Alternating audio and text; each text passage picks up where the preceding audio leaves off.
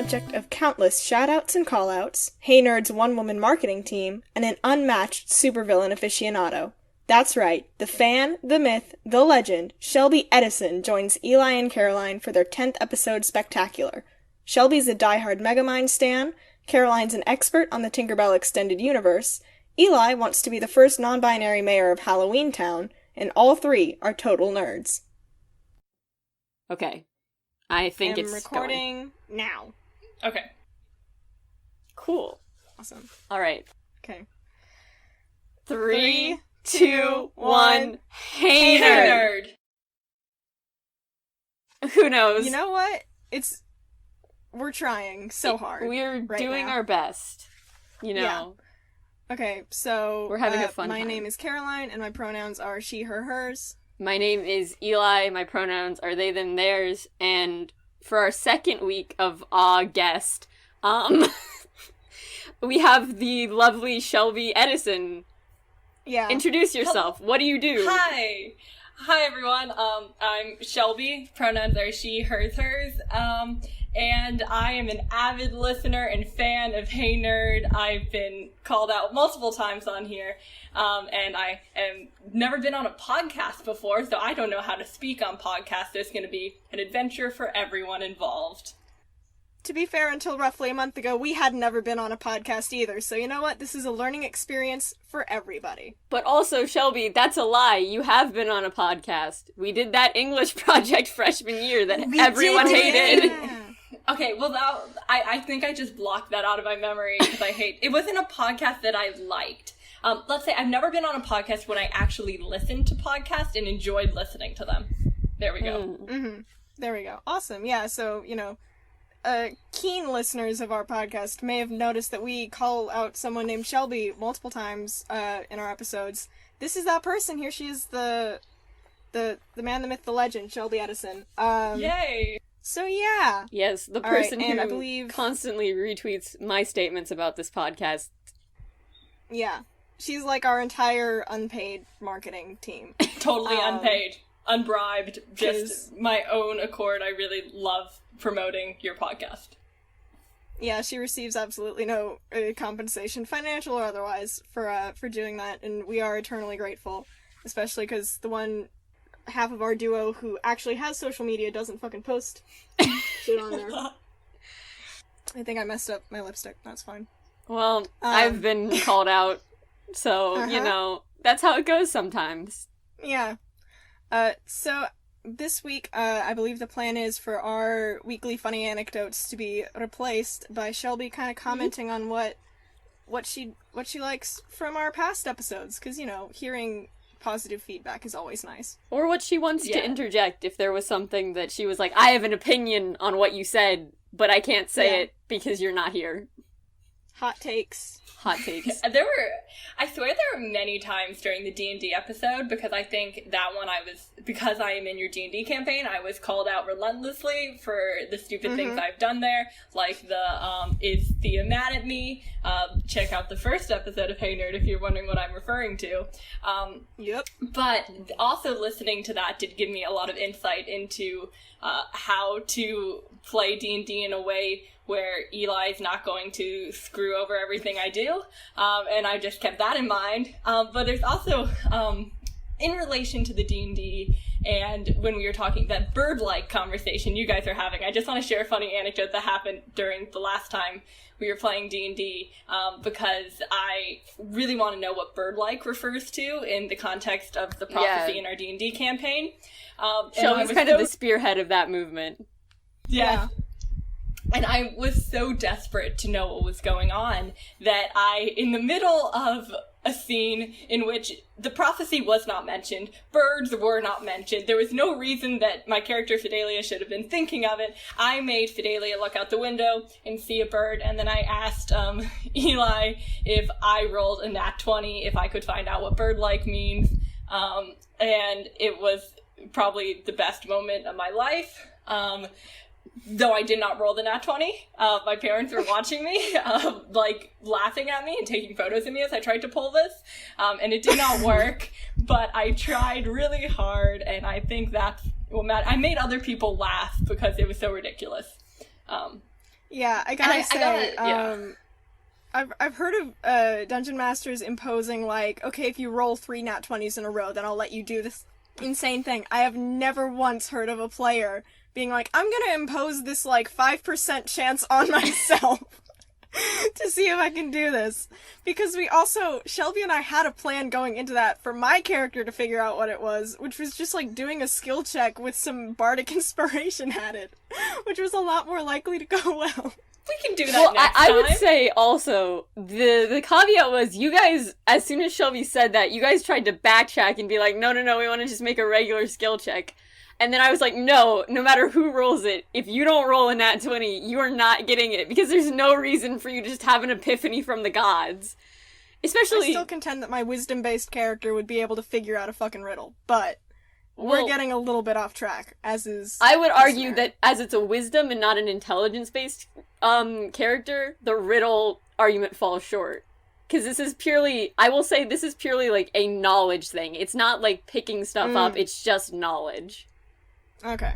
Well, my chaotic character just wants to find stuff out by any means necessary. So Yep. that's fun. That's how it goes sometimes. So yeah, there's a dog right outside my room. Your puppy? Oh boy. He can't come in, though. No. He's a loud Pepper. boy. Alright. He is quite We've loud. gotten sidetracked from our sidetrack, so now we can do a double backflip into this week's topic. Wait, we skipped something. Yeah, Brendan question. There we go. Was about to bring that up, and then Pepper happened. As Pepper tends to do. So I believe it's my turn to ask the Brendan question this week, if my calculations are correct. And by calculations, I mean dividing by 2. If my pattern recognition process did pan out correctly. Yeah. So the Brendan question for this week is, if you were an animated movie right now, which one would you be and why? Cool. I mean, I guess I'll go first. Well, Shelby, thanks, because I thought about this earlier. I have 2 answers, because no one's ever heard of one of them. And so, you know, the first one is, it's a short film from Short of the Week called Scavengers. I don't actually know if it originated on Short of the Week. I think it was on Cartoon Network for a time, but it's like this really intense sci-fi world-building film that at the end kind of melts into a very like poignant, melancholy human film. Because the whole plot is like these 2 people are going on this like crazy, have been stranded on this terrestrial planet, and they're going on this crazy adventure to then get like this orb that essentially lets them go back in their own memories and remember a time when they weren't stranded and were surrounded by people who weren't the other person. And so it's like very beautifully animated and also very sad. But I know that maybe like 5 people have ever watched that film from our audience base. Well, actually, not even that many. I think maybe just Ellis. Because we watched it. Yeah, because 5 is the majority of our audience base. We have roughly 6 listeners according to Anchor FM. So, yeah. And then the other one is Spider-Man Into the Spider-Verse, because it's a love letter to comics, and man, if I'm not a nerd, that's it. That's my whole reasoning. I mean, it's a beautiful film. I feel like I could talk. I will probably talk for a long time about it later. Ignore that. But yeah, Spider-Man Into the Spider-Verse is the more, like, well-known answer of mine.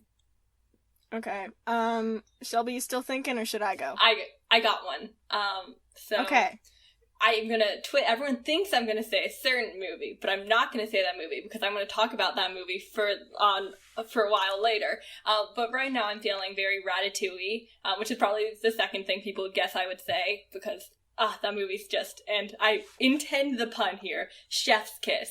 But I just made some like boxed mac and cheese and then had some snap peas with it, and I just felt like a sophisticated chef who made a multi-component lunch that took like 5 minutes, and so I'm feeling like Ratatouille today. Very proud of you. Nice. Okay. I guess, I don't know why, but right now I'm just kind of feeling Secret of Kells. Just because that's a very good animated movie, that's set in, like, ancient Ireland about, like, just kind of like a little forest creature and a little boy who's raised in a monastery that's constantly, like, under attack from Vikings and what have you. And it's just really well animated, and the characters are really compelling, and it also just speaks to kind of love of, like, ancient mythology and flashbacks and ruins and whatnot that I have. If you put, like, a flashback to another historical period in whatever work you produce, I will probably like it very much. So yeah. Secret of Kells, good movie. Oh boy. Right. And I guess now that means it's time for our graceless segue into the topic. I mean, I think it's probably more graceful this week because we messed up the order of things. I think it's pretty graceful. Alright, our graceful segue, what a plot twist, into the main topic, which is animated films! Oh, Woo! It was in the Brendan question. Yay! What a surprise. Yeah, we were on theme. Mm-hmm. Amazingly. I mean... Yeah. Maybe this is gonna be a track record, maybe not. Who knows? Maybe. Who knows? Well... okay. So yeah, we're gonna talk... I guess we can start talking with our own personal histories with kind of animated films. Do you guys remember what your first, like, cartoon was? Or, like, what your first animated movie was? It's probably... Well, I don't remember off the top of my head because, like, we grew up in an age where a lot of Disney films had already come out. Like, Disney, we came out post Disney's Renaissance, which tells you a lot about how long Disney's been around. So I think that it could have been any Disney film, but I would like to imagine that it was The Lion King, which is, like, kind of a dark film to be your first animated film, but... It's Hamlet. Yes, it is. Mm-hmm. It's... Yeah, I say that because I want it to be that, because that remains one of my favorite movies of all time, and I have a Hakuna Matata poster that's just, like, gracelessly shoved in my closet, nice. That I can just barely see right now. But yeah, I think probably Disney films in general were kind of the animated films that I remember the most from when I was small-er. Yeah. Mm-hmm. My parents have told me that my first Disney movie, so I'm not sure if it was necessarily my first animated movie, but I'm gonna say that it probably was. My first Disney movie was Finding Nemo, and I saw it when I was 3, and I was very afraid of the sharks and of the anglerfish scene, which are both two fears that I stand by. Like, the anglerfish scene had no right to be that fuck-off scary. Like... It is. You're just like, oh, it's a cute little, like, teeth. And apparently I just did not like Finding Nemo for a very long time afterwards. So, like, now I like it, but yeah, that was my first, animated movie was probably that, and I was probably scarred for, like, a significant amount of time. I can't remember what my first animated movie, kind of like Eli, like, it was just, I remember I grew up on, like, watching, like, Disney movies, especially Disney princess movies. I remember just kind of, when I wanted to watch a movie, kind of just be, like, going through all the princess movies and, like, picking one from there. But I clearly remember probably when I, like, really got into, like, the art of animated movies was, it was watching Monsters University. Clearly remember that Pixar prequel to Monsters, Inc., and watching it because I was a weird child and I watched things for fun with the director's commentary on as, like, a 10-year-old. And I think that just describes a lot of how I ended up like this. But I remember just watching and they were talking about just, like, all the different departments working at Pixar, and I was like, whoa, like, people made this movie. Clearly remember that. And that, my first, like, dream job was I wanted to work at Pixar. And then later I learned that if you want to work at an animation studios, you kind of have to know how to draw, and I didn't. So then I kind of moved away from that dream. But I was such a diehard Pixar fan as a little kid. Mm-hmm. You could be a Pixar screenwriter. You could, but wouldn't you kind of have to, like, sell your script? And I feel like you have to be, like, a little higher on, because they have people who write, like, a lot for Disney, Pixar. That's fair. So. Yeah. So, yeah. Alright, so I have personal history out of the way. So, I guess before we get into the big main topic, are there any other movies that we want to kind of shout out or highlight or mention before we get into it? I mean, I imagine that we'll probably cycle back around movies. I would say that there's definitely, like, a distinction in my mind between, like, theatrical releases and then made-for-TV movies, because I have a very specific love for made-for-TV movies, and I'm talking about all of the animated Scooby-Doo films. Like, I grew up I grew up watching those, and I specifically remember my cousin and I, when we would go to my grandparents' farm, we would watch, like, Scooby-Doo films, and they were great. It's, like, the flat animated Scooby-Doo. They're all really, they're not great films, but they hold a very special place in my heart. Especially the one with the magic school, because it's just, like, of course... Oh, yeah!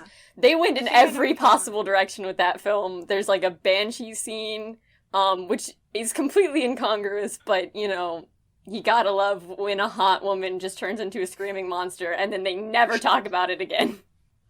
Yeah, I think definitely one of the cartoon characters I had a crush on was, like, Thorn from the Hex Girls from the Scooby-Doo movies, which I stand by. She was the one with, like, the black-red hair. Distinctly remember that. The movies that I watched when I went over to friends' houses were typically the Barbie movies, because we didn't have any at my house, and I wanted to watch them all, like, so bad. And I'm, like, looking back at them now, because some of them are on Netflix, and, like, they hold up. Good shit. I grew up on those. Wow. That's like how I learned about ballet through Disney. Not Disney. It's not Disney. It's Barbie movies. Because they had, like, Swan Lake, and it was, like, to the music. Like, that was freaking cool. Another movie I just want to shout out is Emperor's New Groove, which is a fantastic movie, the height of comedy, and people don't talk about it enough. But everyone who does talk about it loves it. So I guess it's a, like, two-sided sword. Knife? I don't know. It's a cult classic. Double-edged sword. Double-edged sword, yeah. That's what I was looking for. Yeah. Another... I think, like, a darker movie that I got into a little more recently when I saw it on Netflix was, Hunchback of Notre Dame. 'Cause, like, that is such a heavy movie to be a kid's movie. What with the themes of, like, religion and corruption and lust and, like, you know, ableism and whatnot. And then they also just throw in a George Costanza-style gargoyle for the kids. And I will say this, I think that, like, in their effort to make it more marketable to kids, they kind of undercut the heavier themes, like with the gargoyles, but there is a musical version of it, the full tape of which is on YouTube. I'm pretty sure it's not a bootleg. I don't know. But yeah, it's got Patrick Page as Frollo, and it's just generally, like, a great interpretation, and yeah, just, like, church music and, like, heavy themes and good animation. Good shit. Yes. I think I will probably... Well, we may bring this up later, and it may have its own episode, but I have a special love for, all the stop-motion animated Halloween movies. Like, that's its whole own category, but, I don't think... And maybe it's just because I watched the ones that, like, got popular, but I've never seen, like, a stop-motion animated Halloween movie that I didn't like, because there's something about, like, that genre knows itself so well that it's consistently on the mark, which is such a fun thing to then be able to, like, experience. Yeah. Good. Yeah, Corpse Bride is so good. Corpse Bride's great. And Nightmare Before Christmas you can Christmas. watch from Halloween, from, like, beginning of October to the end of December, and it's totally acceptable to talk about it, which is really a fantastic marketing ploy, but just fantastic. Yeah, I will say that my life did get a little, like, marginally more difficult after Coraline came out, because, you know, like, it's a dumb joke to make, it's the obvious joke to make, but I was, like, 7 when it happened, so everyone made the joke. And yeah, and we actually did have, like, we do have, like, a little, we have a hall closet, and then there's a secret closet within the hall closet, for some reason. My brother and I were convinced that, like, the Beldam lived there. She didn't. It was just like lawn chairs and shit. But yeah, it was like a spooky movie. It's very good. But yeah, I did kind of face it with some irritation for a little while after it came out. I just, to shout another genre of animated movies I love, which I think everyone is probably waiting for me to say, is supervillain animated movies hold just such a special place in my heart. I think, like, in this genre, obviously Megamind, which is my true love, is that movie. Love it so much. I love it so much I wrote a college essay supplement on it. So a college admissions officer is going to read me talking about Megamind, and that's just a thing that's going to happen in this year. But also in that genre, also like Despicable Me falls in there too. And there's other ones that I can't think of, but those are like definitely the two that like weird kind of world where there's just something slightly off, and it's that there are superheroes and supervillains. I think it's just a really cool concept. Well, I think what's also... I was gonna say what's funny about the Despicable Me universe is that there aren't really superheroes. There's just, like, villains and regular people. Which makes it even better. I love... The only thing I love more than a world where there are just superheroes and supervillains is where it's just supervillains and not villains. Villains are scary. Supervillains are just cool. Like, they're people who want to do evil but just like fireworks too much to actually pull off a successful plan. And so I really love the Despicable Me. Just that kind of style of just wacky supervillains. Just, well, wait, hold on. I just remembered a detail from the Despicable Me cinematic universe. They do have super spies that go after the supervillains. They have spies. That's how Gru meets Lucy, yes, I believe her name is, in the sequel. And they end up getting together and teaming up. I think I'm finding the most of the ideas I've ever had come directly from Megamind or Despicable Me. They can be, the inspiration is very clearly drawn from there. Yeah, I think... I would say... Are Despicable Me and Megamind from DreamWorks? Are they both DreamWorks, or is one of them... Or is Despicable Me just Sony? Despicable Me is Universal. Yeah. Mm-hmm. It's Universal Studios. I think it in partnership with Sony, but it's a Universal Studios thing. That's who gets the credit for it. I was gonna say, it is very clear that they're very similar movies, but they're parroting two different genres, because Despicable Me is, like, parroting the James Bond, and then Megamind is parroting all of comics that have ever existed. Yeah. Tell me when I can go off on my Megamind tangent, because I'm holding it in, because once I stop, I gotta run through it. Once I start, I gotta run through it. So just let me know when I can do that. I mean... Alright, I think maybe we talk a little bit, I guess. I want to talk a little bit about, like, DreamWorks in general, and kind of, like, the other animation studios that have come up kind of in opposition to Disney that are a lot more, like, kind of sarcastic and playful, and, like, kind of go to challenge everything that Disney does, but still, like, make that kind of Disney money, which is something I respect DreamWorks for quite a bit.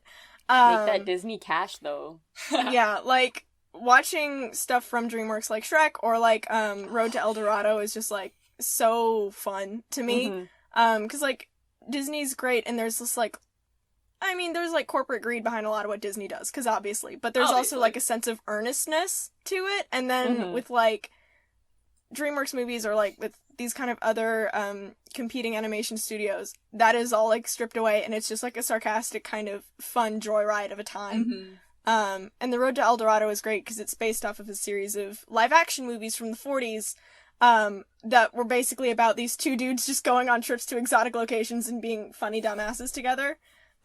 Which is great, and fantastic. I will link to the video that taught me that in the timestamp doc, which you can find in the episode description.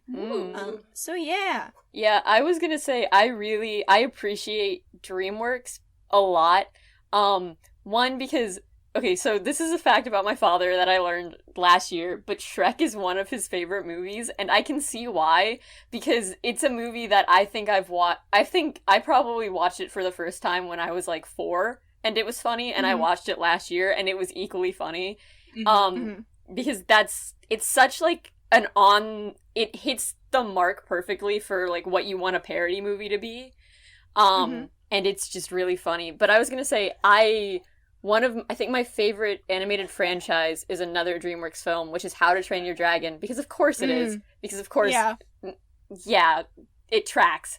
But that's a franchise, and I haven't made up my mind about The Hidden World, but it held strong for a really long time through a lot of things. And it's so good. I think if you take any frame from the first two How to Train Your Dragon movies, it's like, yes, beautiful. Like, it's just, everything in that is so well put together. And I think to clarify... Oh yeah, sorry, go ahead. I was just gonna say, there's something about, like, I think you always think of, like, animated films just kind of being, like, the Disney princess or kind of the fairy tale because of, like, 2D Disney films. But I think there's something so fantastic when an animated film takes on a different genre, like fantasy or like an action, and can do it so well, especially because they get to create every single part of that world from scratch. And I think getting to see, especially with fantasy, it just kind of makes sense that they're able to world build just every single detail. I think animated fantasy just comes across so beautifully. Yeah, especially when movies are, like, super stylistic, like with Lilo and Stitch, like, just rewatching that, a lot of that movie holds the fuck up, and, like, it's a really beautiful film as well, and I can't speak to, like, how, like, Native Hawaiians are portrayed, but it does seem like a much more, like, first off, realistic depictions of bodies and of, like, you know, general, like, human life and shit. And it's a really moving movie. A DreamWorks movie that I really like that kind of departs from the, like, irreverent stuff is Prince of Egypt, I believe. That was DreamWorks, right? Because that is, like... That was DreamWorks consecutive with Shrek. Yeah. What? Yeah, the two... Okay, there's this really funny story that you can see on the internet where it's, like, DreamWorks was producing Shrek and The Prince of Egypt at the same time, and so, like, all the good, well-behaved animators were on The Prince of Egypt, and if you messed up on The Prince of Egypt, you got sent to Shrek. So Shrek was, like, the naughty kids pile. That was, like, the naughty kids, which I think explains why Shrek is the way that it is, but it's so funny to me that, like, Shrek was the punishment, and now Shrek is arguably, like, the more well-known movie that became its whole own franchise of things. Definitely. Yeah, like, Prince of Egypt was for sure, like, the Oscar bait one, but, like, again, church music, religious music in general just, like, pulls me in hook, line, and sinker, so I really vibe with it. And just, again, knowing that, like, it was released by the same studio that made Shrek at roughly the same time as Shrek is just very funny to me. Yeah. And also, like, I love the proof that Shrek was made by bastards for bastards. Shrek is exactly what it says on the tin. Did DreamWorks make the Madagascar movies? Was that DreamWorks? I believe so. Yes. Yeah. Okay. I think so, yeah. also have a special love for Penguins in Madagascar. I don't really care about the like Madagascar movies, but that Penguin spinoff I really, really loved. And I think I haven't watched it in years. Like, I was little when I watched it, but there was something about it that it was so sarcastic, and I think that's part of it. Like, it's just kind of making fun of a lot of Madagascar and, like, children's animated movies, and I just found it very entertaining. Did you ever watch the Penguins TV show? There was, like, a Madagascar TV show that followed the penguins and King Julian, and it was so funny.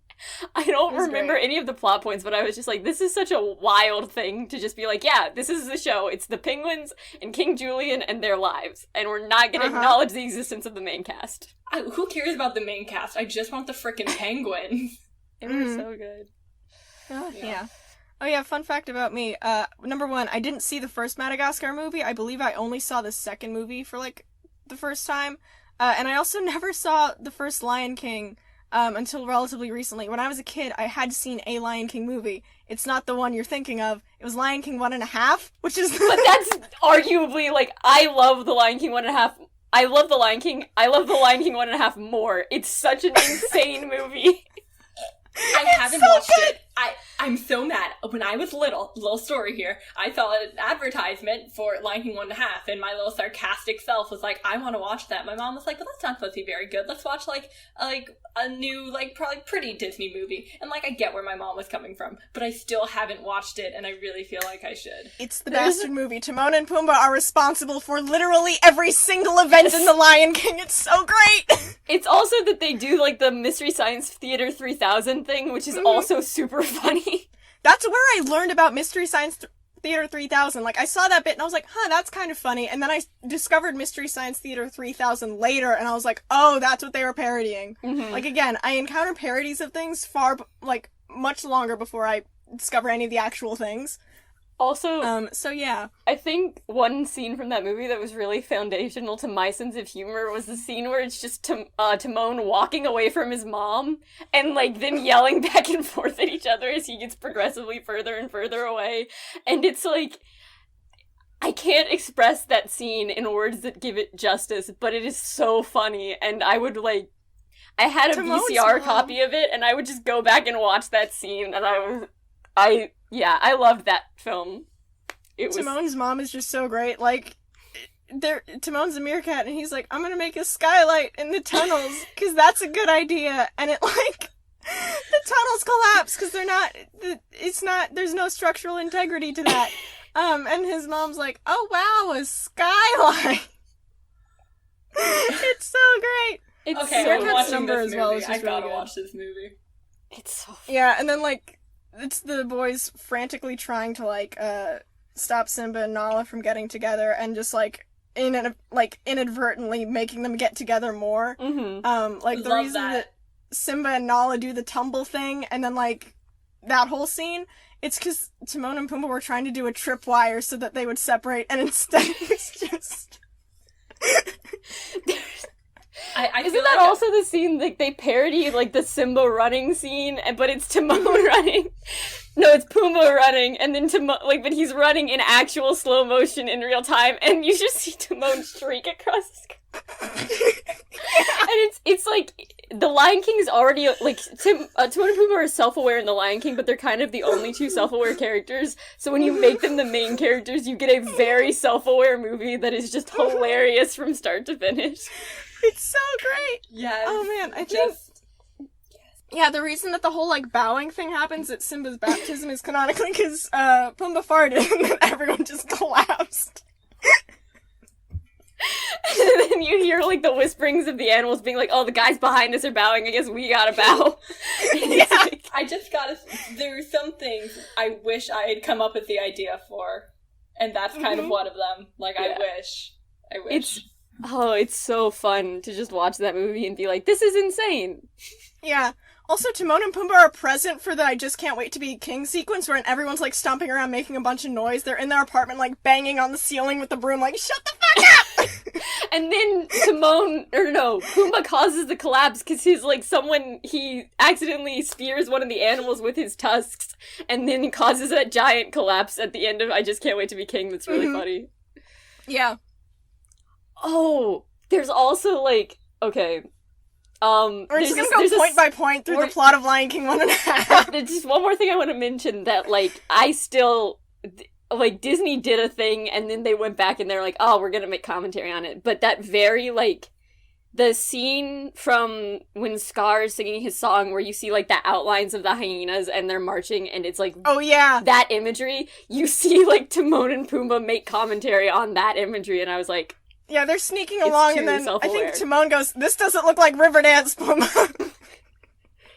I gotta love a self-aware animated movie. I think one of my favorite, in Emperor's New Groove, there's at the end when, like, when Cusco and Pacha get back to the palace and they're chasing Kronk and Yzma, and you see, like, there's a map, like, when they're running, like, the little map marks are on the ground below them, and it's going, and then all of a sudden there's a thunderstorm, like, a singular thunderstorm, just for Yzma and Kronk, and they, like, get shot down. Anyway, so Cusco and Pacha get to the palace, and, Yzma and Kronk are there, and they're like, how is this possible? And Kronk pulls out a map and looks at it and goes, yeah, it really doesn't make sense. And there's so many moments like that, and I really just makes my heart happy. Yeah, I think animation's fun because you can put all of those little background gags, like, in kind of wherever and just, like, make those little self-aware jokes. And I think it just doesn't... There's stuff in animation that just doesn't translate to live action really well. Because it's, like, you can be more expressive, you can be, like, a lot more... There's a lot of more, like, room for, like, more motion and, like, kind of general drama. And then with, like, live action, you just kind of lose all that. You can also, in animation, you can make things that in real life would be terrifying, like Emperor's New Groove. You're turning someone into a llama. If that was live action, it would be a horror movie. But because it's animated and you can control how the llama looks, it's, like, good. And, like, Megamind. If Megamind was live action, it'd be terrifying because of Megamind's mega head. But in animation, it's, like, chill. Yeah. Yeah, I think it's also, like, another thing, and this does have to do with the time, but the entirety of Rubber Hose animation, that's, you could, real life, that would look creepy. Because it's, like, limbs look, like, if a human limb did that, I love Rubber Hose animation, because it's such, like, a fun animation style that's completely, like, untranslatable. Mm-hmm. Yeah. I mean, they did make a horror game about rubber hose animated characters with Bendy and the Ink Machine, so... That's true. But yeah. So yeah, and I think, They also like... made Cuphead and Mugman, so... Which is This is just true. frustrating. Yeah. And I'm gonna just, like, one final thing about self-aware animation and live action. Who Framed Roger Rabbit is a fucking awesome movie. Mm-hmm. I am a little bit mad at my dad because when I first got, like, my little side shave haircut, I did some dramatic makeup that's different than the dramatic makeup I'm wearing right now. So it was, like, red lipstick and, like, funky eyeshadow. And my hair was a little bit over my face, and I walked into the kitchen and my dad was like, "You look like the, what's the, femme fatale from Who Named Roger Rabbit?" And I was like, did you just compare me to Jessica Rabbit, Dad? I should note, I was also wearing a button-down and a red blazer at the time, so I'm not fully sure how that tracks, but, Jessica yeah. Rabbit. I had no idea that my dad was that culturally aware. He typically, like, he would probably have to ask me, like, who Alex Trebek was. Like, yeah, but, you know, culturally significant and a very cool movie, that I generally like. Yeah, the one other movie in that style that I've seen where it's like the blended live act. I mean, there are a couple, but one that's kind of similar is I think it's called Looney Tunes World Tour or something, but it's like Bugs Bunny and Daffy Duck go on like an adventure with real life actual humans. And that movie's notable because it completely ruined my perception of the Mona Lisa. And so when I saw the actual Mona Lisa, I was like, well, this is disappointing. Because in the movie, the Mona Lisa's like 5 times the actual size, and they get up right next to it because, you know, the Looney Tunes, they can jump into paintings, and it's an insane film. But then I saw the actual Mona Lisa, and I was like, well, Yeah. So, to clarify, you're not talking about Space Jam. No, there's Which is the other movie that does that. There's a different one called Looney Tunes World Tour, I think. Let me actually find it. Another movie you're making me think of, one of my all-time favorite movies. I have a lot of all-time favorite movies, I've learned. But is Enchanted, that Disney movie where it starts in animation and then it goes into, like, New York, and then and the people just, like, jump from, like, the animation into... It's... really, I love that movie so much. Yeah. Yeah, sorry, it's Looney Tunes Back in Action, not Looney Tunes World Tour, but... Got it. It's an insane film. Nice. Okay, well now we've kind of, I think, talked ourselves out of it, and Shelby, I know you want to get right into it. So, Megamind. Thoughts on it? The real reason we brought Shelby is so that she can tell us about Megamind. I just love the movie Megamind. Anyone who knows me in real life knows that I really love Megamind, and I've always liked the movie, but I think the last school year I kind of became a meme about it because I would intentionally mention it once people playfully started making fun of me for talking about Megamind a lot. But Megamind is truly my muse. I get so much inspiration from, like, I love writing villains and supervillains, and I think that all comes from Megamind, and there's so much. Eli, wait, have you seen Megamind? Because I don't want to spoil the movie if you haven't. Okay. I've not seen Megamind, but I've also expressed the fact that I don't mind it being spoiled.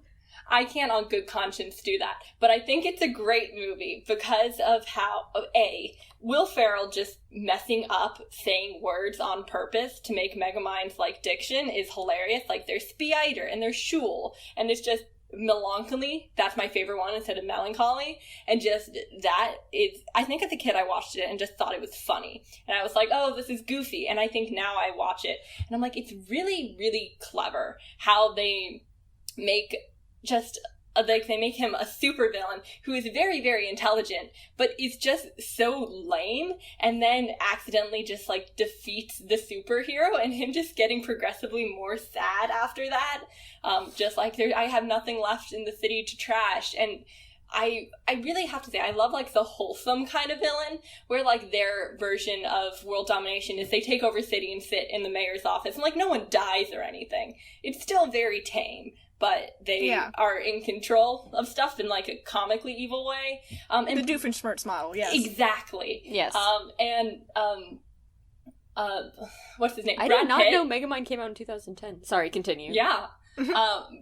Brad Pitt voices the Metro Man, who is the, like, stereotypical superhero, and I think that casting is really funny, not because, like, Brad Pitt does an amazing job as, like, the voice, like, he's fine. But because afterwards you go, oh my god, they've got Brad Pitt to do this movie, and I think that was their intention there. It has a lot of good twists and turns at the end, and that movie, I rewatched it this week and realized that I didn't make it in my head that I thought it was really good. I truly think it's a fantastic movie that should have 100% Rotten Tomatoes, and it doesn't, and I don't understand why that is. It still has like a 75 Rotten Tomatoes or something.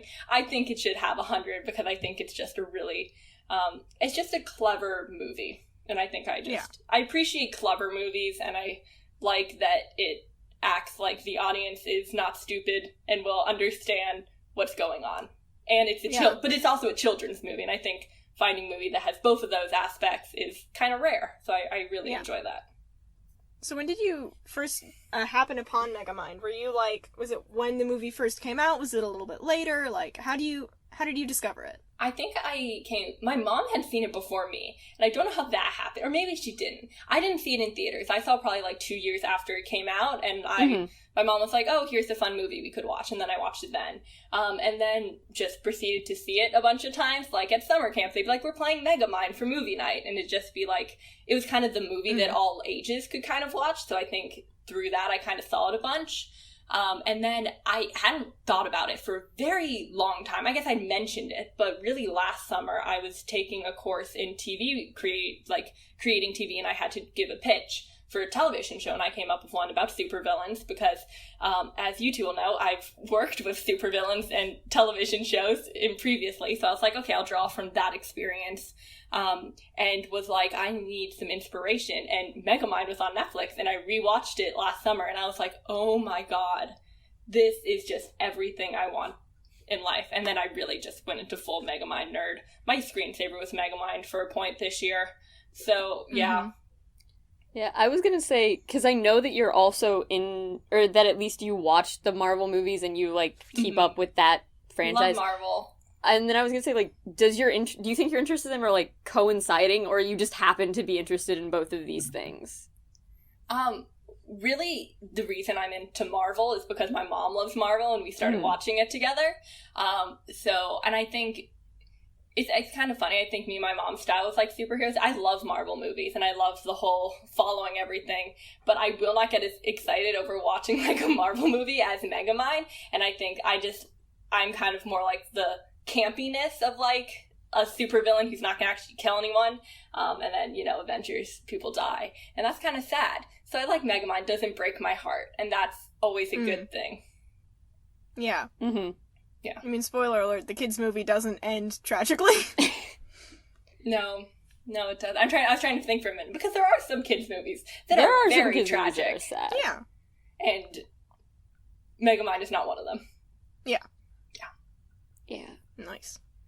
So, yes, I love Megamind, and I just like to share that on the world, and this is a captive audience listening to a podcast, so you got to hear me talk about Megamind, audience. Please contact me on Twitter and tell me anything about Megamind you would like to talk about. I will have lengthy conversations about the art of the Megamind. Yes,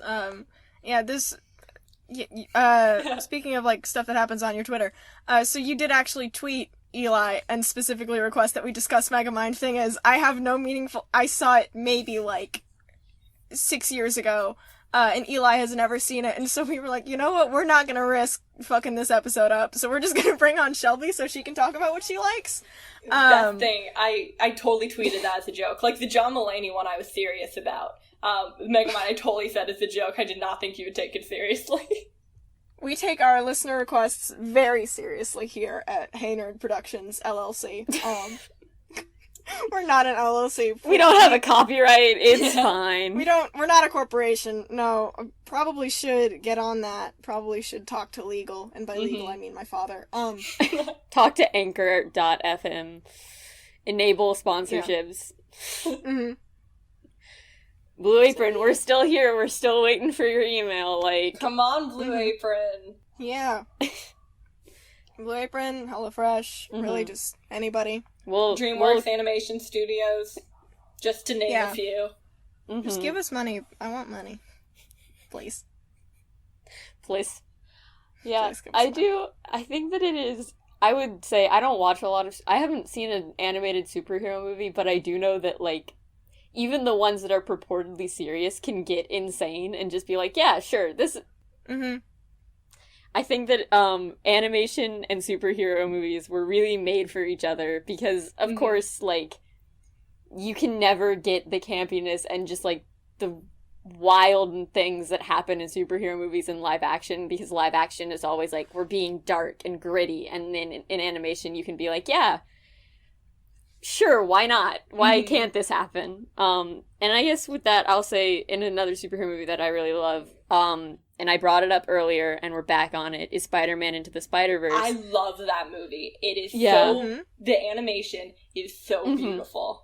It's so pretty. It's so pretty, and I think it's also, like, looking at it and seeing, like, as someone, and I don't read a lot of Marvel comics because a lot of old Marvel comics are kind of, like, the coloring in them is really bad, and I will just say, like, Marvel has some bad coloring. I'm sure DC also has some bad coloring, but it's, like, it's not always that nice. But it is very cool watching that movie and seeing, like, the comic cell, like, that art style of, like, the cells where you have, like, a slight offset between, like, the dark, the overlines, and then the coloration.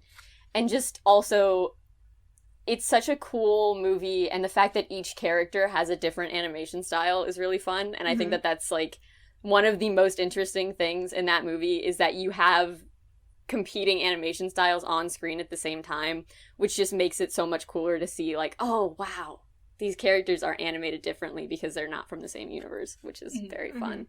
And something I really love in Into the Spider-Verse is how they use, like, the comic book onomatopoeias, like, I can't think of one now, like, boo, The BAMs, like, the pows, yeah, and bam. whatnot. those, and they'll, like, show it across the screen, and I just, like, that, I've never seen, like, I guess that you may have seen, like, an animated, like, television show, but I've never seen, like, a full-length feature film, someone do something like that, and I was like, why has no one done anything like this? This was just made to do something like this. I also love that they included Spider Noir, because I happened across Spider Noir like 3 years earlier, just on like a deep dive on the internet, and that is one of the most insane choices that Marvel ever made. They were like, we're gonna make a whole alternate version of the Avengers set in the 40s. Spider-Man temporarily worked for a gang. His friend got eaten by the Spider God. It's, like, the most insane thing. Yeah, Spider Noir, if you look up his story, it's crazy. It is somehow crazier than actual Spider-Man with actual aliens, because, you know, why not? But I thought it was super cool, because I got very excited seeing the trailer and being like, oh, Spider Noir's in this. All the Heck different yeah. people in that movie is really cool. Yeah. Yeah. I also really appreciated the inclusion of Gwen Stacy, because, yeah, Love her Spider-Man arc is not appreciated enough, but I appreciate her. Mm-hmm. And that's all I have to say on the subject. We stand Gwen Stacy in this household. We stand Gwen Stacy. Nice. Yeah. But I think it's also, that movie, I have to commend it, and I've said this like 5 times, I'll say it again, because it really is like a love letter to the comic book franchise, which is something that I think a lot of superhero movies shy away from. I think a lot of superhero movies try to kind of pretend that they don't come from comics and they don't come from this very specific, like, world and this lineage of comic book creators. And I think the fact that Marvel decided to go in a completely opposite direction and really be very honest about where they came from and kind of the comic book roots was super admirable, and it resulted in a film that 100% deserved its Academy Award for Best Animated Feature Film. Ooh. Mm-hmm. Yes. Yeah. Did y'all ever watch the Tinkerbell movies when you were little? Did I watch them? Of course I did. Yes! Okay. I think I watched it I actually only saw the movie once, but I had the art book for, like, the art of Pixie Hollow, because I used to want, like, art books for things, I guess. So I've been involved with the Tinkerbell franchise. Yeah. Okay, well, both of you nerds better get ready to buckle up, because not only have I seen the first movie, I've seen, I think, every single movie in the Tinkerbell Extended Cinematic Universe, and I've also read the books. Not the art books, the literal books set in Pixie Hollow that... There are books? Like, full chapter books. There are full chapter books across, like, multiple different arcs. It was kind of like the like, Rainbow Fairy series, with, like, different kind of, you know, fairies doing different things, except for Tinkerbell. It was great. I would go to the library and, like, check out a bunch of those books, or I would go to gymnastics and there would be, like, a kid with those books and I would just borrow them and read them before my lesson. So yeah, Tinkerbell holds a special place in my heart for a lot of reasons, but I do very much love the Tinkerbell movies. Because they're so cute, and I like that it's just kind of an opportunity to explore this very specific, like, part of Neverland and of Peter Pan that's, like, for sure wasn't ever thought about in the original movie.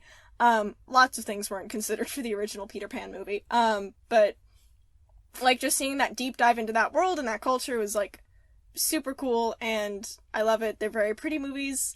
Like, all the character designs are super great. And yeah, I just generally love the cast of characters. It's very nice. I don't really remember a lot of what the movies were about, because it's been a while. I remember there were a bunch, like, in between. I can remember, like, the first one, and then I remember there was the Pirate Fairy. Very clearly remember that one, because it, like, tied into, like, I almost said Harry Potter. I meant Peter Pan arc, like, it completely that. Doesn't one of the movies explain why the crocodile ticks? Like, one of the Tinkerbell movies that has the explanation for why the crocodile ticks. Yeah, they, like, trick the baby. It's the, oh, wait, no. So in the pirate movie, all of their, like, abilities get mixed up. So I think at that point, Rosetta is the one with the animal abilities instead of Fawn. And so Rosetta ends up, like, being imprinted on by the tiny baby crocodile. Oh my god, he's so And then cute. somehow or another he ends up eating the alarm clock. Which is very funny. It's also James Hook's origin story. Which is pretty great. And yeah, I remember really liking the one where, Tinkerbell found out that she had a twin. That was in the winter, section of Pixie Hollow instead of, like, the other seasons. And her name was Periwinkle. And she was really cute, and just seeing, like, the kind of winter world bit was really nice. And then we learn about Queen Clarion's ex, which was very interesting. So yeah, the intricate world of, Tinkerbell. I think also, just, it does merit mentioning that I think I probably had a crush on Vidya, the purple one, when I was little. She was the mean one, right? Yeah. I liked Silver Mist. That was my personal favorite. Silver Mist, too. Silver Mist was also very good. She was the water one. She had navy hair. It was pretty sick. Yeah, she was just so sweet. Yeah, I remember, Vidya and Silver Mist. My two icons, truly. Yeah. I have to say, probably, and I think, Caroline, you and I mentioned this, but there are a bunch of animated characters who I've been like, that person definitely influenced me and my androgyny, and one of those people is Peter Pan, because I wanted to be Peter Pan so bad when I was younger, and I can't explain why. I, like, look at it now and I'm like, who knows? But it was just like, Peter Pan was the ideal version of myself for a period of time. Because he's such a chaotic king, and I love him, and... You should dress up as Peter Pan for Halloween. No. Maybe. But yeah, just Peter Pan. I loved him so much. The movie was definitely problematic in a lot of respects, but Peter Pan as a character, I was like, this man, I want to be him so bad. Yeah. I will say, I'm gonna go ahead and acknowledge that the movie had major problems with a lot of representation, including representation of Native Americans, but I did for sure have a crush on Tiger Lily as a child. I just remember that one scene. Another reason I love animation is you can just do stuff like this, where it's like Captain Hook and like Peter Pan are like fighting, and then they go off a cliff, and then, you know, Captain Hook like looks down and is like, oh no, and then falls. I see it in like so much animation, but that one move, I love it so much. It's I don't know why, it's just to make me happy. Just have someone acknowledge that they are standing on nothing and then have a moment and then fall. Love it. Yeah. The classic Looney Tunes bit. The classic. That's all I pretty much remember from Peter Pan. Definitely remember that, though. Yeah. Yeah. What else? Oh, yeah, The Incredibles. Sword fighting. That explains it. Oh. Yeah. Sword fighting. Sword fighting. I'm just gonna say sword fighting, that's probably one of the reasons why I wanted to be Peter Pan. I took fencing lessons as a kid. I wanted to be a sword fighter. Wait, you... Elaborate on what you're about to say, and then I will show you something. I was just going to say that The Incredibles is probably one of my favorite movies. Yes, that's another one in my series of superhero movies. How did I forget to say the Syndrome is fantastic. Syndrome, for anyone who doesn't know, is the villain in The Incredibles, and he has one of my favorite lines, which is, "You sly dog, you caught me monologuing," because that was, I think, a defining factor of understanding how plot device worked for young me, even though I didn't understand it. The Incredibles is also a really cool movie, I think, because it's not set in present day. It is very clearly set in, like, the 50s, 60s. And I think, and they don't mention it, like, it's not a period piece. It's just set in, like, an alternate reality of the 50s and 60s. And you can tell it's, like, the architecture and just kind of the clothing and everything. And I always thought it's just a very interesting choice that it's never explained and people kind of just realized it.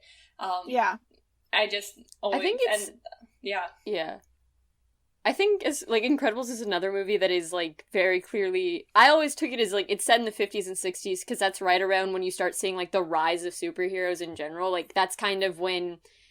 And, I mean, you start seeing superheroes really right around the First World War, but that's kind of when they hit their stride in, like, a non-wartime environment, was the 50s and 60s. Yeah. And so I appreciated that The Incredibles was like, we're kind of at, like, the first height of hero-dom. Wasn't that also, like, around the time that comics, like, the comics code was really being enforced the first time? Or is there just, like...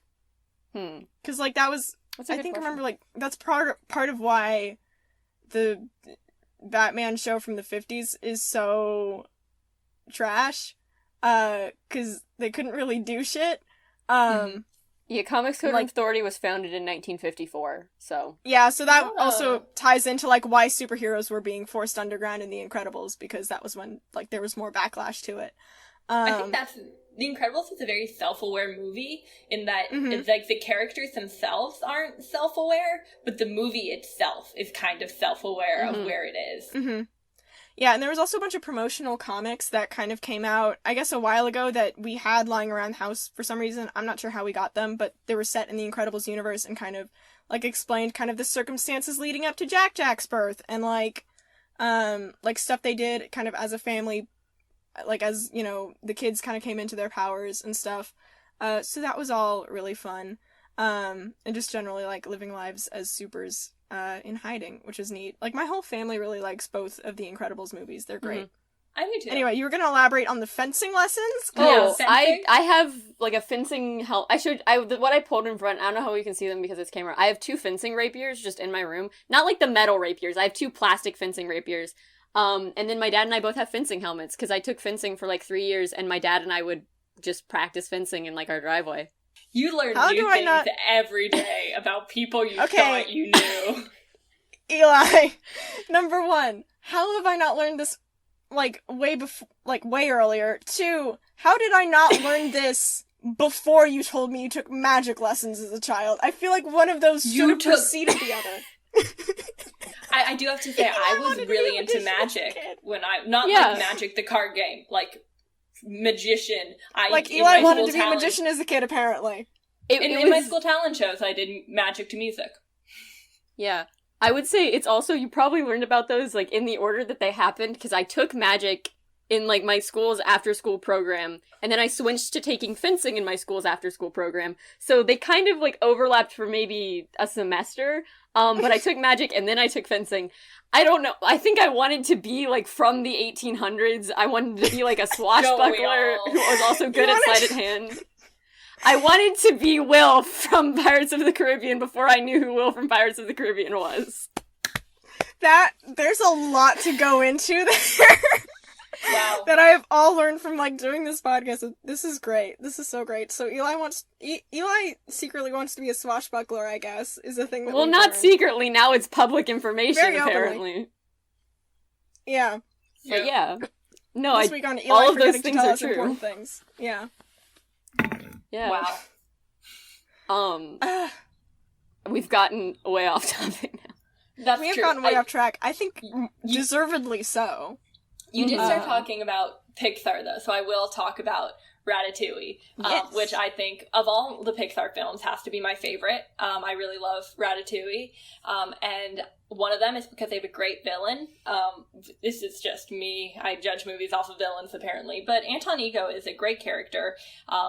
in that, like, his whole character design is very cool, and then his speech that he gives at the end, like, his food critic, and it's, like, read out loud, I cry every time. Like, there will be literal tears because it's such a beautiful commentary on what being an artist is, and I think at the root at that movie, and I think it really speaks to me as someone who creates things, it does talk a lot about what the role of an artist is in society, in a very clever way. And I think that's something I've always really appreciated from Ratatouille.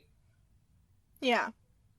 What I really like about Ratatouille, is, and this is, like, just me personally, it's the only film I've ever seen that, like, isn't French, but I think captures the essence of Paris really beautifully.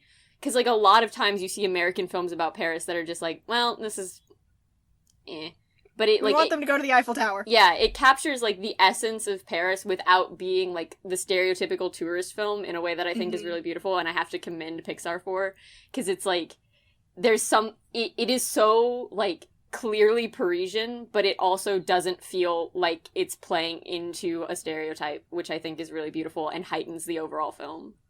Mm-hmm.